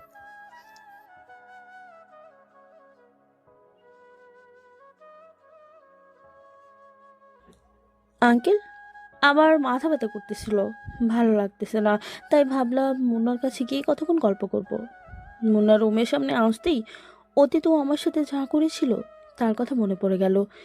মনে পড়তেই তার রুমের দরজার সামনে থেকে ফিরে যাব, এমন সময় ও আমাকে ডাক দিল। আমি তার কাছে যেতেই সে আমাকে কুপ্রস্তাব দেয়। আমি রাজি না হলে সে আমাকে এই রডটা দিয়ে মারতে থাকে। আব্বু কিছু না বলে রাগী চোখে আমার দিকে তাকালো। আব্বুকে বললাম, আব্বু আমার কথাটা শোনো, আমার কাছে প্রমাণ আছে আমি কিছু করিনি। কিন্তু আব্বু আমার কোনো কথা না শুনে যা করলো তাতে আমি অনেকটা অবাক হলাম, প্লাস কান্না চলে আসলো। আব্বু যা করলো তাকে কেউ বাধা দিল না। আব্বু যেমন কিছু করবে কখনো আশা করিনি, কারণ আব্বু সে মোটা রডটা নিয়ে আমাকে ইচ্ছে মতো মারছে। আর কেউ আব্বুকে বাধাও দিচ্ছে না, বরং আরও সবাই আব্বুকে শাসাচ্ছে যেন আমাকে আরও জোরে জোরে মারতে থাকে। তা দেখে আর চোখের পানি আটকে রাখতে পারলাম না। আমি কি আসলে পরিবারের এত বোঝা হয়ে গেলাম যে কেউ আমার কথা শুনছেও না? আমি তো বলেছিলাম আমার কাছে প্রমাণ আছে, কিন্তু কেউ তো আমার কথা শুনছে না। আব্বু তার মতো করে মারছে, কোনো দিকে তাকাচ্ছে না। মারের আঘাতে সে কথার আঘাতগুলো সোজা কলেজায় গিয়ে লাগলো। মারতে মারতে এক পর্যায়ে আমার মাথায় আঘাত করতে শুরু করলো। অতিরিক্ত আঘাতের কারণে মাথা থেকে রক্ত পড়া শুরু করলো, কিন্তু সেদিকে কারো ভুরুক্ষেপে নেই। সবাই আজ ভুরুক্ষেপহীন হয়ে গেল। আরও অনেক কয়েকটাই বাড়ি মারতে মাটিতে লুটিয়ে পড়লাম। আমাকে মাটিতে লুটিয়ে পড়তে দেখে সবাই চলে গেল। আর রোজা একটা পৈশাচিক হাসি দিয়ে রুম থেকে বেরিয়ে গেল। আমি আর কোনো দিকে তাকাতে পারলাম না। আজ আমি মরে গেলেও কোনো আফসোস থাকবে না আমার, কারণ এত কষ্টের মাঝে তিলে তিলে মরাছে। রডের আঘাতে একবারে মরে যাওয়াই ভালো। অনেক আগেই মরে গেছি, শুধু দেহে প্রাণটা রয়ে গেছে। আজ হয়তো সেটাও চলে যাবে। আর কিছু ভাবতে পারছি না, চোখটা বন্ধ হয়ে আসছে। আচ্ছা, আমি কি আবার চোখ খুলবো, নাকি পৃথিবীর মায় ত্যাগ করে এই দুনিয়ার ওই আকাশে পাড়ি জমাবো? শেষ একটা ইচ্ছে ছিল, শুধু তানহাকে দেখার। আফসোস, সে ইচ্ছেটা হয়তো আর পূরণ হবে না। শুধু তানহাকে একটিবার বলতাম, তোমাকে তোমাকে নিজের থেকেও বেশি ভালোবাসি। হয়তো আর বলা হবে না, কিন্তু পরে তো দুনিয়ার মায় ত্যাগ করে পৃথিবী ছেড়ে চলে যাব। আচ্ছা, রোজ আবারও কেন আমার সাথে এমন করলো? আমি তো তার সাথে কোনো অন্যায় করিনি। আর বাবা মা কেন এমন করলো? আমি তো তাদের ছেলে। তাহলে কেন আমাকে বিশ্বাস না করে ওই মেয়েটাকে বিশ্বাস করে? আমার থেকে কি ওই মেয়েটা ওদের কাছে বড় হয়ে গেল? আর কিছুই ভাবতে পারছি না। না, অনেক কষ্ট হচ্ছে। এমন সময় জানালার পাশে থেকে ফোনটা বেজে উঠলো। জানালার পাশে ফোন রাখার উদ্দেশ্য হচ্ছে এতক্ষণ আমার সাথে যা ঘটেছে সব কিছু সেখান থেকে ভিডিও হয়েছে। আমি ভিডিও ক্যামেরা চালু করে ফোনটা জানালার পাশে রেখে দিয়েছিলাম। কষ্ট হচ্ছে, তাও কেমন যেন মন বলছে ফোনটা রিসিভ করার জন্য। ফোনটা রিসিভ করলে যেন মরেও শান্তি পাবো। অনেক কষ্ট করে উঠলাম। এরই মাঝে ফোনটা আরও কয়েকবার বাজলো। দেখি তানহা ভিডিও কল দিল। এত কষ্টের মাঝেও মুখে যে এক চিলতে হাসি রেখে ফুটে উঠেছে তা বুঝতে আমার অসুবিধা হয়নি। মনের অজান্তেই হেসে ফেললাম। তারপর ফোনটা রিসিভ করতে তানহা বলা শুরু করলো, ওই, তোমার ফোন ধরতে এত সময় লাগে কেন? রাগ করে অন্যদিকে তাকিয়ে বলল। যে না আমার দিকে তাকালো, নিমিষে তার রাগে চেহারা মলিন হয়ে গেল। আর চোখের কোণে যে 2 ফোঁটা অশ্রু বেরিয়ে আসলো সেটা আমার চোখ এড়ালো না। সে মুহূর্তের মধ্যে কান্না করে দিল আর জিজ্ঞেস করলো, কি হয়েছে তোমার? কি হলো? কথা বলো। আমার কোনো কথাই মুখ দিয়ে বেরোচ্ছে না। খুব বলতে ইচ্ছে করছে ভালোবাসি তোমাকে, কিন্তু আফসোস খারাপ সময় আমার নিজের মুখটা আমার সাথে বেইমানি করা শুরু করলো। আর কিছু বলতে পারলাম না। তার আগে চোখ দুটো বন্ধ হয়ে আসলো। শেষমেশ একবার তানহাকে দেখতে পারলাম। এবার মরেও শান্তি পাবো। চোখ দুটো অবশেষে বন্ধ হয়ে গেল। আর কিছু মনে নেই। হয়তো আর দুনিয়ার মায়া দেখবো না। পাড়ি জমাবো ওই দূর আকাশে। যখন জ্ঞান ফিরল নিজেকে আবিষ্কার করলাম হাসপাতালের বেডে। কে যেন আমার বুকে মাথা দিয়ে শুয়ে আছে। তাকে বুঝতে পারলাম তানহা। অনেক শান্তি লাগছে নিজের কাছে। ইস, সময়টা যদি এখানেই থেমে যেত। আমি হালকা নড়ে উঠলাম। নড়ার সাথে সাথে তানহা জেগে গেল। ধুর, কেন যে নড়তে গেলাম। তানহা উঠে আমার দিকে ড্যাব ড্যাব চোখে তাকিয়ে আছে। কি হলো, কি দেখছো? আচ্ছা, ওই দিন তোমার সাথে কি হয়েছিল? ওই দিন মানে? তুমি জানো তুমি আজকে 13 দিন যাবৎ অজ্ঞান হয়ে হসপিটালের বেডে শুয়ে আছো। জানো আমার কত কষ্ট হয়েছে? কেন কষ্ট হয়েছে? তা তুমি বুঝবে না। তাই? হুম। আচ্ছা, ওই দিন তোমার এই অবস্থা হলো কি করে? তাহলে শোনো। তারপর ওকে সব ঘটনা খুলে বললাম, একদম শুরু থেকে শেষ পর্যন্ত। এইসব শোনার পর তানহার দিকে তাকিয়ে দেখি সে এক নাগারে কান্না করছে, চোখের জল নাকের জল এক করে ফেলেছে। তা দেখে তার প্রতি শ্রদ্ধা এবং ভালোবাসা আরও দ্বিগুণ হয়ে গেল। তাকে অনেকক্ষণ ধরে সান্ত্বনা দিয়ে তার কান্না থামালাম। তারপর আরও এক সপ্তাহ হাসপাতালে থেকে নিজের বাড়ি ফিরে গেলাম। অফিসে বসের সাথে কথা হয়েছে, কয়েকদিন পর আবার অফিসে জয়েন দেব। এখন আবার আগের মতো হয়ে গেছি, বাড়িতে বেশি থাকি না, থাকলে অন্ধকার রুমের ভেতর নিজেকে বন্দি করে রাখি। আর সবচেয়ে খারাপ বিষয় হচ্ছে রোজারা আমাদের বাড়িতে এখনও আছে। আব্বু তাদের যেতে দেয় না, কেন দেয় না সেটা বুঝি না। আগের তুলনায় সিগারেট খাওয়া আরও বাড়িয়ে দিলাম, নিকোটিনের বিষাক্ত ধোঁয়া আপন করে নিলাম। এখন আপন বলতে দুইটা জিনিসই, একটা নিকোটিনের ধোঁয়া, আরেকটা হচ্ছে তানহা, যার জন্য পুরো দুনিয়া দিতে পারবো। মেয়েটা আসলে অনেক ভালো, মনের কষ্টটা বুঝতে পারে। আমার কষ্টে সেও কষ্ট পায়, আবার আমার খুশিতে সেও খুশি। আমি আমার লাইফে তো এমন একটা লাইফ পার্টনারই চেয়েছিলাম, আল্লাহর রহমতে পেয়েও গেলাম। দেখতে দেখতে প্রায় একটা বছর চলে গেল। রোজার আমাদের বাড়ি থেকে চলে গেছে আজ প্রায় 8 মাস হয়ে গেল। এখন আমার সবই আছে, নেই শুধু পরিবার, পরিবারের ভালোবাসাটা। মা বাবা ভাই থেকেও না থাকার মতোই। ওদেরকে আমি এখন অনেক মিস করি। এই 1 বছরে আমাদের অফিস বাংলাদেশের টপ 10-এর ভিতরে 8 নম্বরে রয়েছে। এখন আমার টাকা পয়সার কোনো অভাব নেই, 2টা গাড়ি আর 7টা ফ্ল্যাটও আছে। এগুলো ভাড়া দিয়ে দিলাম, কোনো কিছুর কমতি নেই, শুধু কমতি মা বাবা আর ভাইয়ের। সবই আছে, শুধু সুখ নামক শব্দটা আমার জীবনে নেই। এখন আর আগের মতো কাউকে নিয়ে ভাবি না, আগের মতো কষ্টও পাই না। ভাগ্যে যা আছে তা মেনে নিতে হবে, ভাগ্যের বাইরে আর কিছু হবে না। এখন আমার মাঝে অনেক পরিবর্তন এসেছে। আগের মতো আর সিগারেট খাই না, আগের মতো বলে ভুল হবে। লাস্ট কবে সিগারেট খেয়েছি তা আমার নিজেরও মনে নেই, তা না এসব পছন্দ করে না। আজ অনেক দিন পর রোজারা বাড়িতে এসেছে, তখন আমি বাড়িতে ছিলাম না। রাতে যখন বাড়িতে ফিরলাম তখন রোজাকে খাওয়ার টেবিলে দেখে খুব একটা অবাক হলাম না। যখন সে আমাকে দেখে একটা পৈশাচিক হাসি দেয় তখন বুঝতে পারলাম আমার জীবনে আবারও কালো অধ্যায় আসতে চলেছে। ভেবেছিলাম এবার একটু সুখে শান্তিতে থাকবো, কিন্তু সুখ নামক কোনো শব্দ আমার জীবনে নেই, আছে শুধু দুঃখ। আচ্ছা, আমার জীবনটা কেন এমন হয়? সেই 1.5 বছর ধরে শুধু কষ্ট পেয়ে আসছি, দুঃখ পেতে পেতে জীবনটা নষ্ট হয়ে গেছে। এখন আর এগুলো নিয়ে ভাবি না, ভাগ্যে যা আছে তাই হবে। রুমের দিকে পা বাড়াবো এমন সময় আব্বু বলল, শোনো, আমরা রোজার সাথে তোমার বিয়ের ব্যবস্থা করতেছি, তুমি মানসিকভাবে প্রস্তুতি নাও। কিছু না বলে রুমে চলে আসলাম। রুমে এসে ভাবতে লাগলাম আমার জীবনে এবার কোন দিকে মন নিতে লাগলো। বেশি না ভেবে ঘুমিয়ে পড়লাম।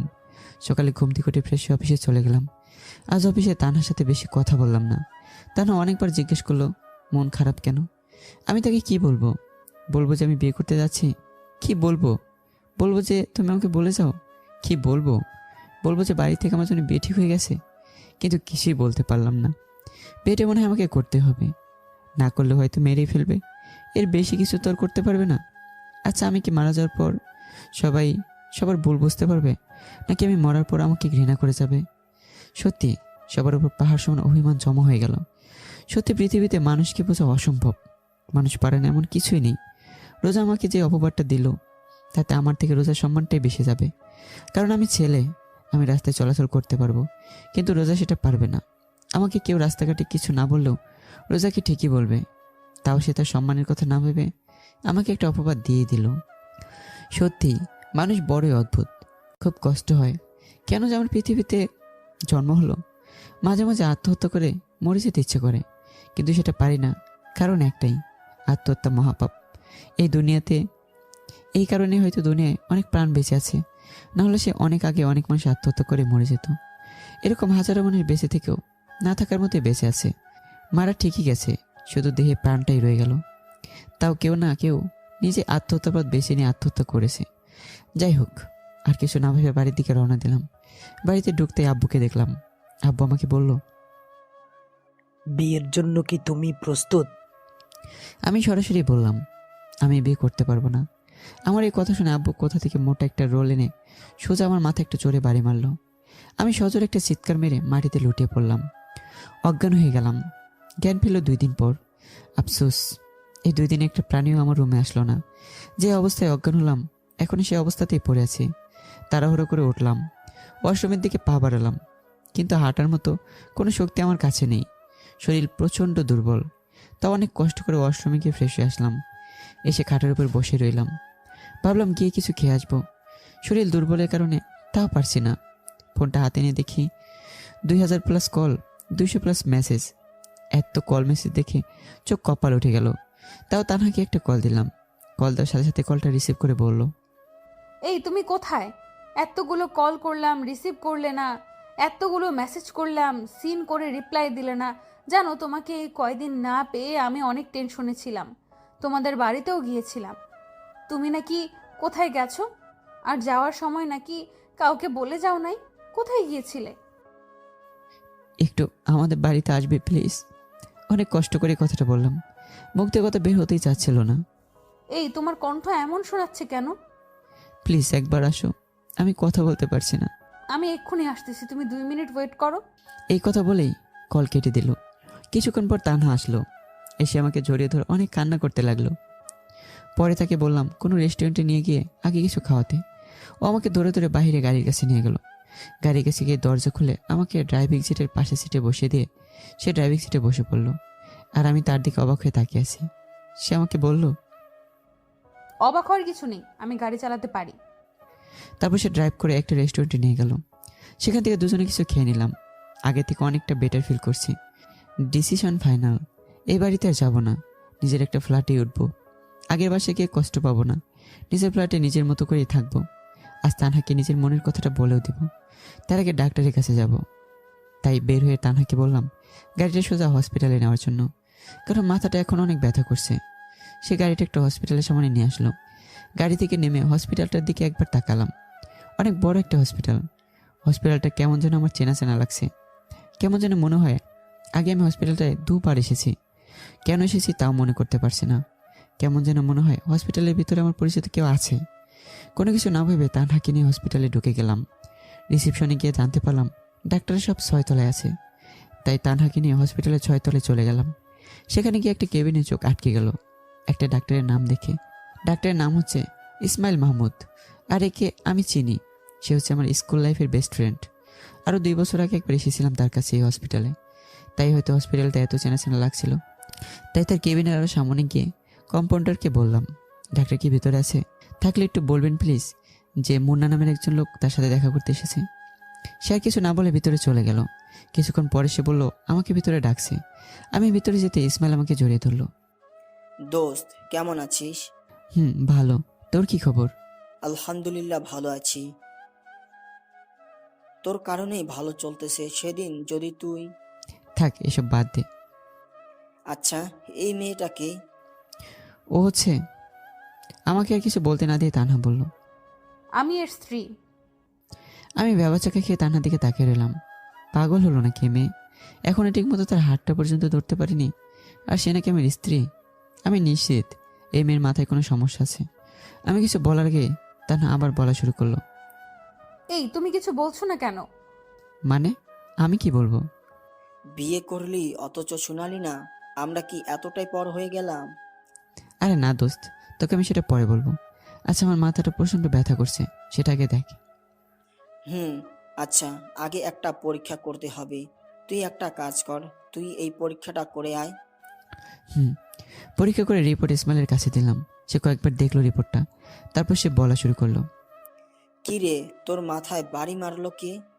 ওইটা বাদ দে, রিপোর্টে তুই কি বুঝলি? আর কিছুদিন দেরি করে আসলে তোর অনেক বড় বিপদ হয়ে যেত। ভাগ্যিস আমার কাছে আসলি, না হলে কি যে হতো। ওষুধ খেলে কি ভালো হবে? ইনশাল্লাহ ভালো হয়ে যাবে। আচ্ছা, আমাকে একটা কথা বলতো, তোকে এইভাবে মারলোটা কে? তোকে এইভাবে মারার সাহস তো কেউ পারে না। আচ্ছা, তোর ডিউটি শেষ কয়টায়? সন্ধ্যা 7টায়। আচ্ছা, তাহলে তুই সন্ধ্যা 7টায় রেস্টুরেন্টে চলে আসিস। আচ্ছা। তারপর বিদায় দিয়ে বাড়িতে আসলাম। নিজের প্রয়োজনে যা কিছু আছে সব নিয়ে চলে যাব। বাড়িতে এসে দেখি সবাই গল্প করে ব্যস্ত। কোনো কিছু না বলেই সব কিছু গুছিয়ে নিলাম। সব কিছু নিয়ে বের হতেই আব্বুর সামনে পড়লাম। আমাকে সব কিছু নিয়ে বের হতে দেখে আব্বু বলল, কোথায় যাচ্ছ? এই বাড়ি থেকে বের হয়ে যাচ্ছি। কোথায় যাবে?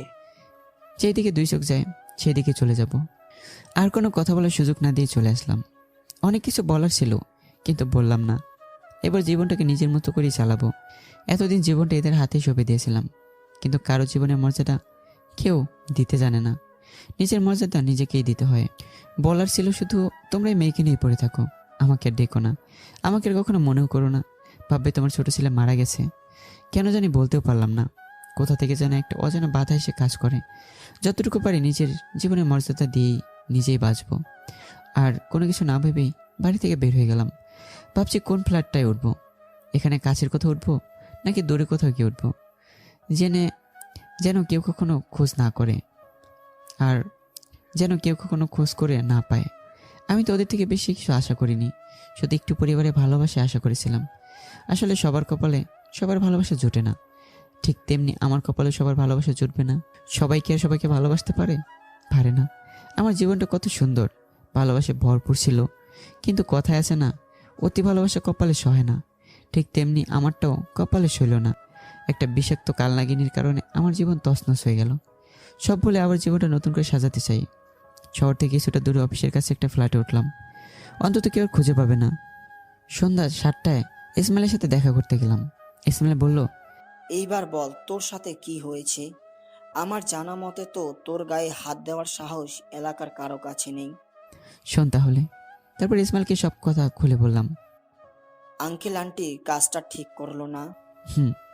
তারপর এই টপিক বাদ দিয়ে ইসমাইলের সাথে আরও অনেকক্ষণ আড্ডা দিলাম। তারপর ফ্ল্যাটে চলে গেলাম। এখন রাত 9টা বাজে। শরীরটা বড্ড ক্লান্ত, তাই দেরি না করে ঘুমের রাজ্যে পাড়ি জমালাম। খুব সকালে ঘুম ভাঙলো, তাই একটু হাঁটতে বের হলাম। পরিবেশটা অনেক সুন্দর। ও সরি, আপনারা কীভাবে জানবেন পরিবেশটা কেমন? তাই অনেকক্ষণ হাঁটাহাঁটি করে বাসায় এসে ফ্রেশ হয়ে অফিসের দিকে পা বাড়ালাম। অফিসে এসে বসে বসে কাজ করছি। তার দিকে তাকিয়ে দেখি আমার দিকে এক ধ্যানে তাকিয়ে আছে। কি অপরূপ তার চোখে চায়নি, যে কোনো ছেলেকে ঘায়াল করে ফেলতে পারবে। বিকেল 3টায় অফিস থেকে ছুটি নিলাম। তানহা অনেকবার জানতে চাইলো ছুটি কেন নিচ্ছি। আমি কিছু না বলে তানহাকে নিয়ে একটা পার্কে চলে আসলাম। এসে একটা খালি ব্রেঞ্চে বসে পড়লাম। দেখে ছোট্ট একটা পিচ্চি মেয়ে ফুল বিক্রি করছে, তাই তাকে একটা ডাক দিলাম। মেয়েটি কাছে এসে জিজ্ঞেস করলো, ভাইয়া আপনি কি ফুল নেবেন? নিব। আগে বলো তো একটা ফুল কত করে? ভাইয়া একটা ফুল 20 টাকা করে। আচ্ছা শোনো, তোমার সাথে আমার অনেক কথা আছে, তুমি একটু ওই দিক থেকে ঘুরে আসো। আচ্ছা ভাইয়া। আপু শোনো। জি ভাইয়া বলেন। 2টা ফুল দিয়ে যাও। এই নিন ভাইয়া। তুমি একটু ওইখানে দাঁড়াও, আমি তোমার আপুর সাথে একটু কথা বলি। বুঝেছি, ভাবিকে প্রপোজ করবেন? এই কথা বলে একটা হাসি দিয়ে চলে গেল। আর আমি বোকার মধ্যে দাঁড়িয়ে রইলাম। এইটুকু একটা বাচ্চা মেয়ে কি বলে, ধর। এত ভাবাভাবি না করে চলে গেলাম তানহার কাছে। গিয়ে তার সামনে হাঁটু গেড়ে বসে পড়লাম। তারপর পুরো ফিল্মি স্টাইলে বকা শুরু করলাম। তোমাকে যখন প্রথম দেখেছি সেদিন থেকে তোমাকে ভালোবেসে ফেলেছি। বিশ্বাস করো, তোমাকে ছাড়া আমার জীবন শূন্য। তোমাকে ছাড়া নিজেকে কল্পনা করতে পারি না। তোমাকে অনেক বেশি ভালোবেসে ফেলেছি। প্রিয় শোনো, এতটা ভালো নিজেকেও বাসি না যতটা না তোমাকে বাসি। হবে কি আমার বাবুর আম্মু? তানহা আর কিছু না বলে সোজা এসে আমাকে জড়িয়ে ধরে আর বলতে থাকে, বিশ্বাস করো, তোমাকেও আমি অনেক বেশি ভালোবেসে ফেলেছি। তানহাকে ছেড়ে দিয়ে ওই পিছিটাকে ডাক দিলাম। পিছিয়ে এদিকে আসো তো। ও কাছে আসে, শুধু মিটিমিটি করে হাসছে। মনে হয় তানহা আমাকে জড়িয়ে ধরেছে দেখে তাই হাসছে। সেটা ভেবে একটু লজ্জা পেলাম। হ্যাঁ ভাইয়া বলেন। তোমার নাম কি? আমার নাম তৃণা। ওয়াও, কি সুন্দর নাম। ধন্যবাদ ভাইয়া। এমন সময় দেখি তানহা তৃণাকে কোলে নিয়ে একটা পাপ্পি দিল গালে। আচ্ছা তৃণা, তোমার বয়স কত? এই তো ভাইয়া 7 বছর। এইটুকু একটু বয়সে তুমি ফুল বিক্রি কেন করো? তারপর তৃণা যা বলল তা শুনে নিজের অজান্তে চোখ দিয়ে 2 ফোঁটা অশ্রু গড়িয়ে পড়ল। জীবনে মানুষ এতটা সংগ্রাম করে তা আমার জানা ছিল না। একটা পিচ্চি এতটা সংগ্রাম করবে তা অবিশ্বাস্য একটা কাহিনী। নিজের অজান্তে তৃণাকে কোলে নিয়ে বুকে জড়িয়ে খেতে দিলাম। আমি ভেবেছিলাম যত যাই হোক সংগ্রাম সব আমিই করেছি, কিন্তু না, আমার থেকে বড় সংগ্রাম ওই তৃণাই করেছে। তৃণাকে জিজ্ঞেস করলাম, তুমি কি করো আপু? ফুল বিক্রি করি ভাইয়া। ফুল বিক্রি করে টাকাগুলো কি করো? ভাইয়া খাবারের টাকা লাগে, আবার আম্মু অসুস্থ, যা টাকা পাই তা দিয়ে আম্মুর জন্য ওষুধ কিনে নিয়ে যায়। বাকি যা টাকা থাকে সেটা দিয়ে ভাত খাই। প্রত্যেকদিন কি ভাতের টাকা থাকে? না, তাহলে কি খাও? টাকা থাকলে খাই আর না থাকলে খাই না। চোখের কোণে 2 ফোঁটা অশ্রু দেখা যাচ্ছে। খিদে লাগে না? খিদে তো সবার লাগে কন, কার না লাগে খিদে। তোমার আব্বু কি করে? আম্মু বলেছে আব্বু নাকি আকাশে থাকে, সে তাড়া হয়ে। বুঝতে পারলাম তার বাবা বেঁচে নেই। তোমার আম্মু কি করে? আম্মু অসুস্থ। আগে আম্মু ফুল বিক্রি করত, অসুস্থ হওয়ার পর আর বিক্রি করতে পারে না, তাই এখন আমি বিক্রি করি। প্রতিদিন কত টাকা করে ফুল বিক্রি করো? এই তো 300-400 টাকা। আম্মুর ওষুধে কত টাকা যায়? প্রত্যেক দিন 300 টাকা লাগে। ও, তা তুমি পড়ালেখা করো না? না, টাকার অভাবে ভর্তি করতে পারে নাই। তোমার জীবনের ইচ্ছে কি আপু? কথাটা বলতে পারছি না, কেমন যেন তার জীবনের গল্প শুনে কান্নায় চলে আসছে। একজন ডাক্তার হব। আচ্ছা, আজ কত টাকা বিক্রি করেছো? এখনো হিসাব করি নাই। আচ্ছা, তোমার সাথে কেউ খারাপ ব্যবহার করে না? আর কেউ খারাপ ব্যবহার করে, কেউ বা ভালো। ট্রেনার এসব কথা শুনে নিজের অজান্তেই চোখ দিয়ে 2 ফোঁটা অশ্রু গড়িয়ে পড়ল। জীবনে মানুষ এতটা সংগ্রাম করে তা আমার জানা ছিল না। একটা পিচ্চি এতটা সংগ্রাম করবে তা অবিশ্বাস্য একটা কাহিনী। নিজের অজান্তে রিতিনাকে কোলে নিয়ে বুকে জড়িয়ে কেঁদে দিলাম। ও আচ্ছা, এসব বাদ দাও, আমরা তোমার আম্মুর সাথে দেখা করতে চাই। আমাদের দেখা করাবে তোমার আম্মুর সাথে? আচ্ছা চলেন ভাইয়া। আচ্ছা চলো। তারপর ত্রিনাকে নিয়ে তার আম্মুর কাছে চলে গেলাম। যাওয়ার সময় কিছু খাবার নিয়ে গেলাম, সেগুলো নিয়ে ত্রিনার সাথে তাদের বস্তিতে চলে গেলাম। তার একটা বস্তিতে ছোট্ট একটা ঘরে থাকে। গিয়ে দেখি ঘরের ভিতরটা অনেক সুন্দর করে পরিপাটিভাবে সাজানো। ত্রিনা গিয়ে তার আম্মুকে ডেকে তুললো, বলল, একটা ভাইয়া তোমার সাথে দেখা করতে এসেছে। ত্রিনার আম্মু উঠতে গিয়ে উঠতে পারলো না।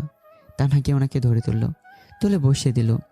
উনি আমাদের জিজ্ঞেস করলো, তা তোমরা কে বাবা? কথা বলতে ওনার অনেক কষ্ট হচ্ছিল, তাই বুঝতে পারলাম। আন্টি, আপনাকে সব পরে বলবো, আগে কিছু খেয়ে নেন। না বাবা, এখন কিছু খাবো না। তা বললে তো হবে না। তা না, ইশারা করে 2টা প্লেট নিতে বললাম। তারপর 2টা প্লেটে 2 প্যাকেট বিরিয়ানি নিলাম। একটা প্লেটে তানহাকে দিয়ে বললাম আন্টিকে খাইয়ে দিতে। আরেকটা প্লেটে আমি ত্রিনাকে খাইয়ে দিলাম। খাওয়া দাওয়ার পর্ব শেষ করে আন্টিকে বললাম আমাদের সাথে যেতে। উনি কিছুতেই রাজি হচ্ছে না যাওয়ার জন্য। অনেকভাবে বোঝালাম, তিনি কিছুতেই রাজি নন যেতে। পরে বললাম, ত্রিনার দিকে একবার তাকিয়ে দেখেন, ওর বয়সী সব বাচ্চারা পড়ালেখা করে, আর ও হেঁটে হেঁটে ফুল বিক্রি করে। আপনার কি ত্রিনাকে নিয়ে কোনো স্বপ্ন নেই? আপনার কি ত্রিনাকে লেখাপড়া করানোর স্বপ্ন নেই? দেখেন আন্টি, ওরও একটা স্বপ্ন আছে, আর আপনারও ত্রিনাকে নিয়ে একটা স্বপ্ন আছে। আমি চাই ত্রিনার ভাই হয়ে সে দায়িত্ব পূরণ করে দিতে। দেবেন কি আপনার ছেলে হয়ে ত্রিনার ভাইয়ের হয়ে সব ইচ্ছে পূরণ করার সুযোগ? আন্টি কিছু না বলে কান্না করা শুরু করলো, আর বলতে লাগলো, তোমার মা সত্যিই খুব ভাগ্যবানী যে এইরকম একটা ছেলে পেটে ধরেছে। সত্যিই তোমার মা খুব ভাগ্যবানী। ওইসব বাদ দেন আন্টি এখন। তারপর তান্নাকে বললাম আন্টিকে ধরে বাইরে আনতে, আর আমি ত্রিনাকে কোলে নিয়ে বেরিয়ে পড়লাম। তারপর ডাক্তার দেখিয়ে ওষুধ নিয়ে একটা শপিং মলে চলে গেলাম। সবার জন্য কেনাকাটা করে বাড়িতে চলে আসলাম। সত্যি দিনটা জাস্ট অসাধারণ একটা দিন ছিল, সারাটা জীবন স্মৃতি হিসেবে থাকবে আমার কাছে। বাড়িতে আসার পর আন্টিকে আর আন্টি ডাকি না, আম্মু বলে ডাকি। পরের দিন সকালে ত্রিনাকে নিয়ে একটা ভালো স্কুলে ভর্তি করে দিয়ে ত্রিনা আর আমি গাড়ি নিয়ে শহরটা ঘুরে দেখলাম। অনেক জায়গায় ঘোরালাম। বাড়িতে ফোন করে বলে দিলাম আজকে বাড়ি ফিরতে দেরি হবে। দুপুরে ত্রিনা আর আমি ভালো একটা রেস্টুরেন্টে গিয়ে দুপুরের খাবার খেয়ে নিলাম। তারপর আরও কয়েকটা জায়গায় গিয়ে ঘুরলাম দুজন। সম্পর্কটা রক্তের না হলেও রক্তের সম্পর্কের চেয়েও অনেক আপন সম্পর্ক আমাদের দুজনকে। এখন কেউ দেখলে বলবে না আমরা পাতানো ভাই বোন, যে কেউ দেখলে বলবে আমরা আপন ভাই বোন। দেখতে দেখতে 4টা বছর কেটে গেল। এর মাঝে আমার আর তানহার বিয়ে হয়ে গেল। আমাদের ঘর আলো করে জন্ম নেয় এক কন্যা, যার নাম রাখা হয় রাইসা ইসলাম পুষ্প। ত্রিনা এখন ক্লাস 5-এ পড়ে। আর আম্মু এখন আর আগের মতো তুমি করে বলে না, এখন আমাকে তুই করে বলে। সাথে ত্রিনাও আমাকে তুই করে বলে। ত্রিনাকে তুই করে বলতে আমি বলেছি, কারণ ভাই বোনের সম্পর্ক তুই শব্দ ছাড়া কেমন যেন অপূর্ণ অপূর্ণ লাগে। আলহামদুলিল্লাহ, তানহার সাথে এবং পরিবারের সাথে এখন আমি বেশ ভালোই আছি। আর হ্যাঁ, এর মাঝে অবাক করা একটা বিষয় হচ্ছে, যখন তানহার বাড়িতে ত্রিনা, আমি আর আম্মু গেলাম, তখন দেখলাম আমার অফিসের বসও সেখানে। তাকে দেখে প্রথমে একটু অবাক হইনি। প্রথমে ভেবেছিলাম তানহা ইনভাইট করেছে, পরে দেখি উনি তানহার বাবা। পরে জানতে পারলাম আমি কি একটা ড্রিলের পেপার নিয়ে বসের কেবিনে যাওয়ার পরই নাকি তানহা আমাকে দেখেছিল। ওই দিন নাকি তানহাও অফিসে ছিল, আর আমাকে দেখে নাকি ওর পছন্দ হয়েছে। তারপর থেকে আমার পেয়ে এসেছে আমার পিছনে পড়ে থাকে। যাক, অনেক কথাই হলো। তার মধ্যে আরেকটা কাহিনী হচ্ছে, আমাদের অফিস এখন বাংলাদেশের টপ 10-এর মধ্যে 2 নম্বরে আছে। আগের থেকে আলহামদুলিল্লাহ আমি অনেক ভালো আছি।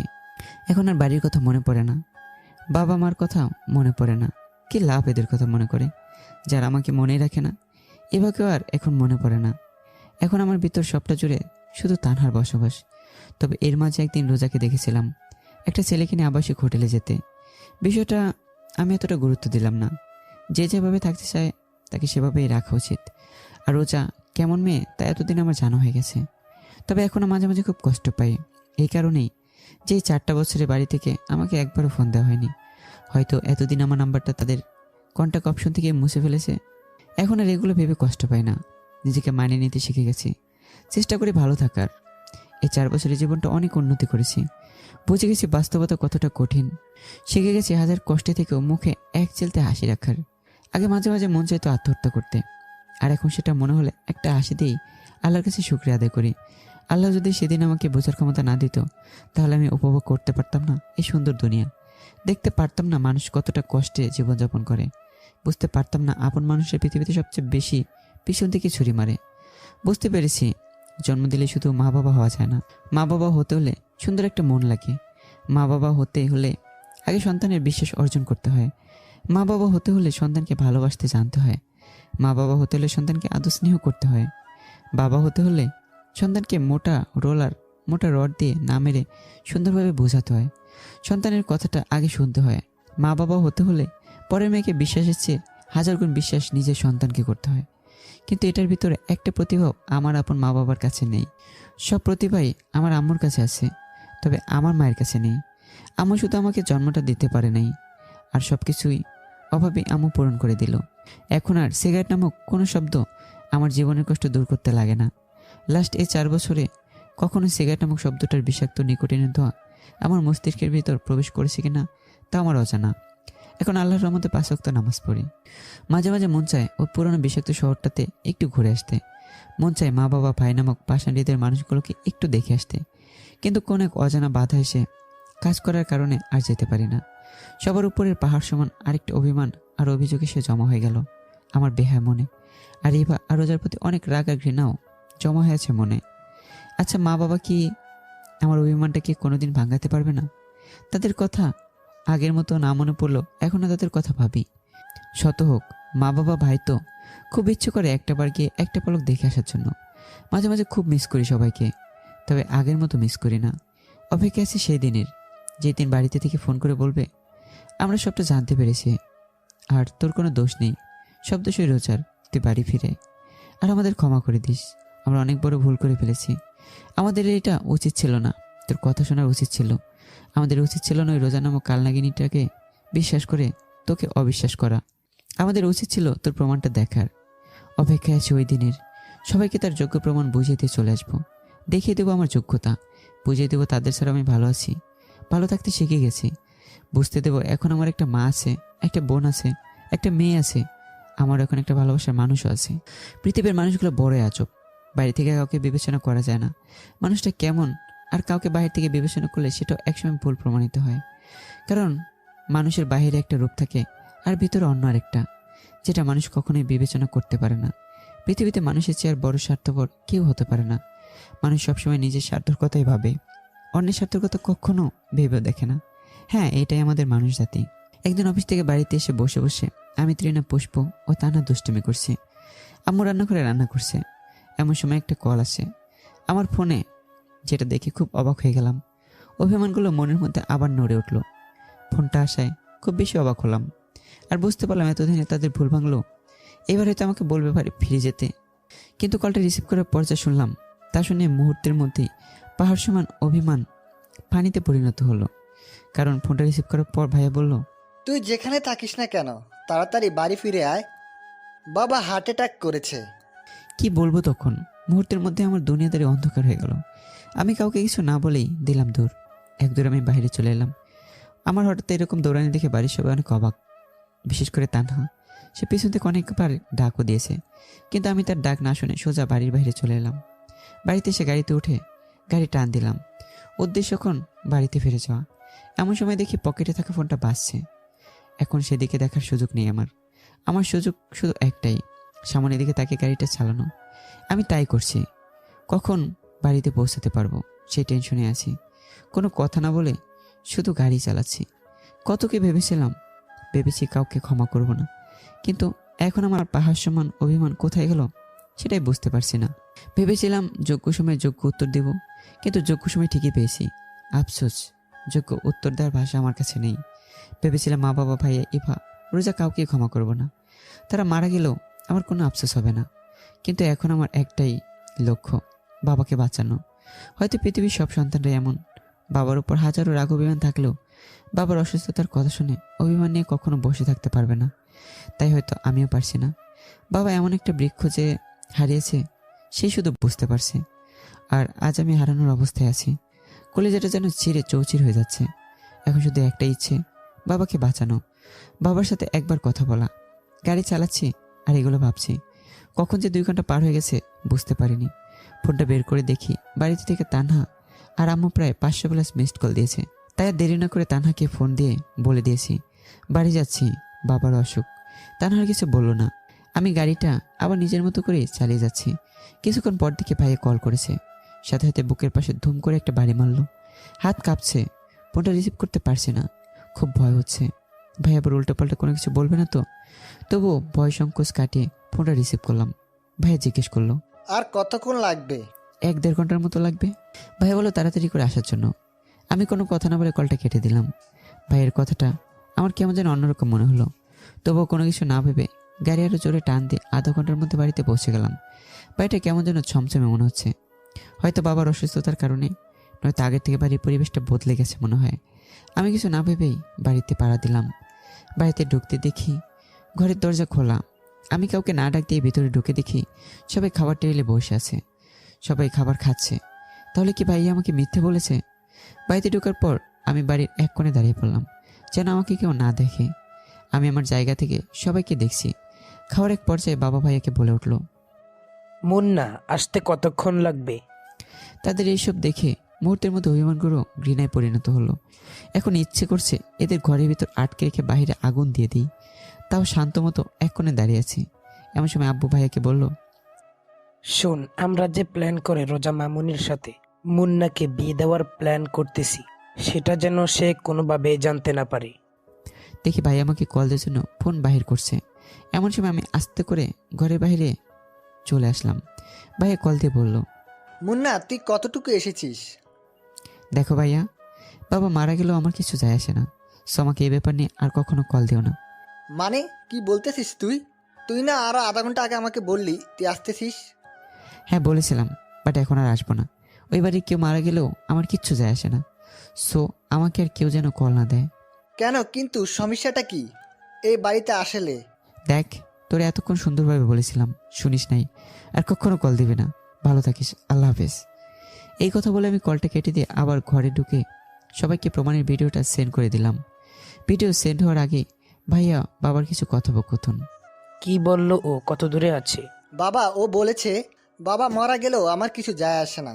সো আমাকে এই ব্যাপার নিয়ে আর কখনো কল দিও না। মানেটা কি? ভাইয়া কিছু বলার আগে সবার ফোনে একত্রে একটা নোটিফিকেশন আসে। তাই সবাই একটু অবাক হয়। এরই মাঝে ভাইয়া বলে উঠলো যে মুন্না একটা ভিডিও পাঠিয়েছে। সবাই মোবাইলের দিকে তাকিয়ে দেখে সবারই একই নোটিফিকেশন। তাই সবাই অধীর আগ্রহে ভিডিওটা দেখে। ভিডিওটা দেখে আব্বুর মাথায় হাত দিয়ে বসে পড়ল। আর ভাইয়া অগ্নিদৃষ্টিতে রোজার দিকে তাকিয়ে আছে। আম্মু তো কিছু না বলেই হামাও করে কান্না করে দিল। রোজা ভয়ত দৃষ্টিতে ভাইয়ার দিকে তাকিয়ে আছে। এবার চোখের কোনো 2 ফোঁটা অশ্রু দেখতে পাচ্ছি। সে কিছু না বলে দৌড়ে রুমে চলে গেল। গিয়ে ধাম করে দরজা বন্ধ করে দিল। হয়তো এখন আমার ভালোবাসাটা উপলব্ধি করতে পারছে। ভাইয়া কিছু না বলে সোজা রোজার কাছে গিয়ে কষে 2টা থাপ্পড় মারলো। রোজা কিছু না বলে চুপচাপ দাঁড়িয়ে আছে। রোজা এক নাগারে চোখের জল ফেলছে।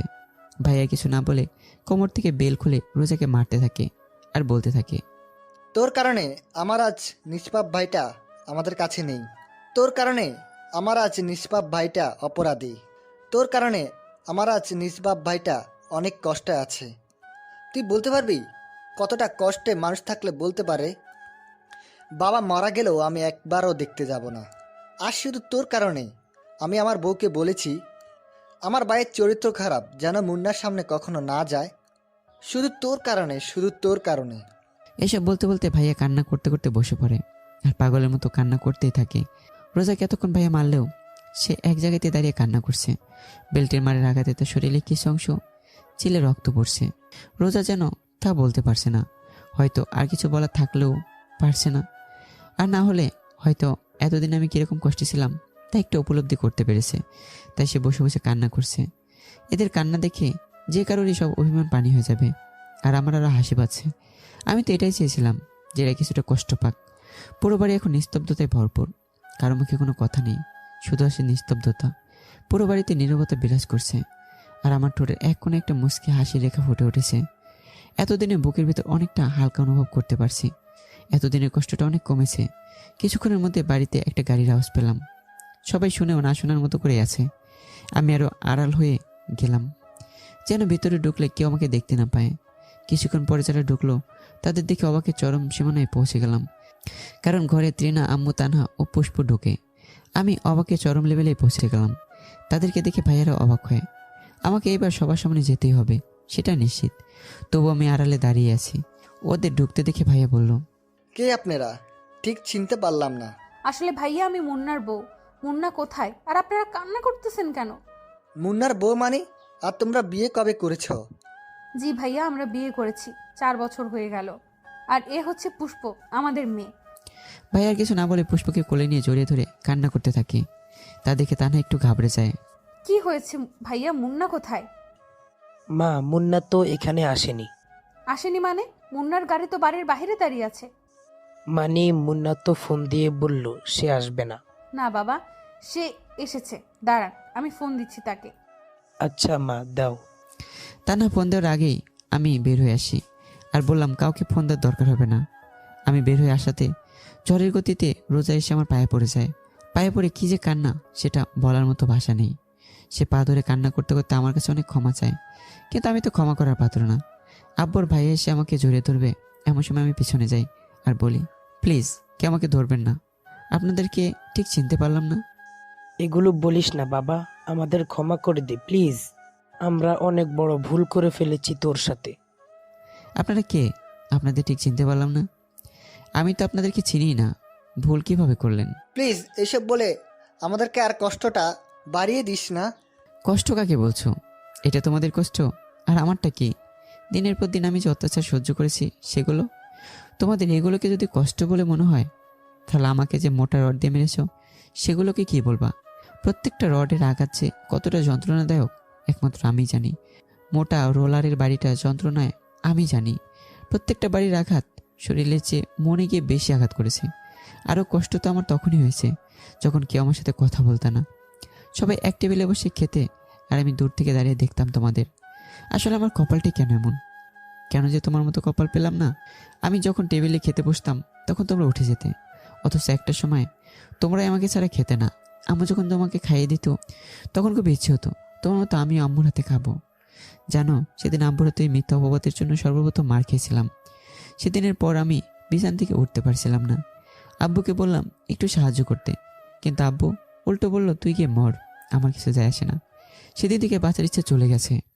এরপরও বেঁচেছিলাম কারণ আত্মহত্যা মহাপাপ, না হলে সেই কবেই মরে যেতাম। আরও কষ্ট কখন হয়েছে জানো ভাইয়া? যখন আমার ভালোবাসার মানুষটি আমাকে ভুল বুঝলো। আমার বিপদের দিনে সেও আমাকে একা ফেলে রেখে চলে গেল। এরপরেও এত কষ্ট পাইনি। কষ্ট পেয়েছি কখন জানো? যখন জানতে পেরেছি ও তোমাকে বিয়ে করছে। আরও কষ্ট পেয়েছি যখন তোমাকে আর ইভাকে একসাথে দোলনায় বসে থাকতে দেখতাম। তখন কেন যেন আমার কলিজাটা ফেটে যেত। তখন তোমাকে খুব হিংসে হতো আমার, তবুও কিছু বলতে পারতাম না, কারণ আমি সেগুলো বলার অধিকার অনেক আগে হারিয়ে ফেলেছি। আর অনেক কষ্ট আছে যেগুলো মনে করে আবার কষ্ট পেতে চাই না। আর তোমরা বলছো তোমরা কষ্ট পাচ্ছ। আমার তুলনায় তোমাদের কষ্টই পাওয়া না। আমার বিপদের দিনে কে আমার পাশে ছিল জানো? এখন যাকে আমার পাশে দেখছো, তানহা। সেই তানহাই আমার বিপদের দিনে সঙ্গী ছিল। আর তোমাদের মতো মা বাবা আমার দরকার নেই। আমি এখন একটা মাও পেয়েছি, একটা বোনও পেয়েছি। এই দেখো, আম্মু আর তৃণার দিকে ইশারা করে দেখালাম। তোমরা তোমাদের মতোই থাকো, আমাকে মনে করো না। মনে করবে মোনা নামক কারো ছেলে, কারো ভাই মারা গেছে। আল্লাহ হাফেজ। তানহা চলো। একটাবার ভেবে দেখো, ওনারা কিন্তু ওনাদের ভুলের জন্য অনুতপ্ত। হ্যাঁ বাবা, একবার ভেবে দেখ। আর আমি তো তোর আপন কেউ নই, না আমি তোর আপন না তৃণা আপন। আর ওরা তোর আপন মা বাবা, আপন ভাই, ওনাদের ক্ষমা করে দে। সবার চোখে জল দেখছি। রোজা এখন আমার পায়ের নিচে পড়ে আছে। আমি সরে দাঁড়িয়ে তানহাকে বললাম, আমার থেকে বেশি বুঝতে এসো না, এখন চলো। আমার এইভাবে কথা বলায় তানহা বেশ ভয় পেয়ে যায়। তাই তারা আমার সাথে চলে আসতে যাবে এমন সময় আমি পিছনে তাকিয়ে তাদেরকে বলি, কখন আবার এরকম পরিস্থিতিতে পড়লে আগে ভালো করে বিষয়টা ভেবে শিওর হয়ে নেবেন, তারপর দেখবেন দোষটা কার, পরে না হয়ে বিচার করবেন। আর মোনা নামক কেউ ছিল সেটা ভুলে যাবেন। আল্লাহ হাফেজ। এ বলে চলে আসলাম। আর এভাবেই আরেকটা গল্পের সমাপ্তি ঘটলো। তো বন্ধুরা, গল্পটা এখানে শেষ করলাম। এবার কিন্তু কেউ বলবেন না যে মিল করে দিলাম না কেন। আসলে আমি কিন্তু এর আগে বলেছি, আবারও বলছি, সব গল্পেই কিন্তু মিল থাকতে হবে এমন কিন্তু কোনো কথা নেই। হ্যাঁ, ভাবেন যে এটা একটা সত্যিকারের ঘটনা, এরপরে মিল হয়ে যাবে এক সময়, এখনই হতে হবে তা এমন তো কোনো কথা নাই, তাই না? কারণ মুন্নার এখন অনেক অভিমান জমা। এই অভিমানটা হয়তো কিছুদিন পর থাকবে না, অবশ্যই সে তার পরিবারের কাছে ফিরে যাবে।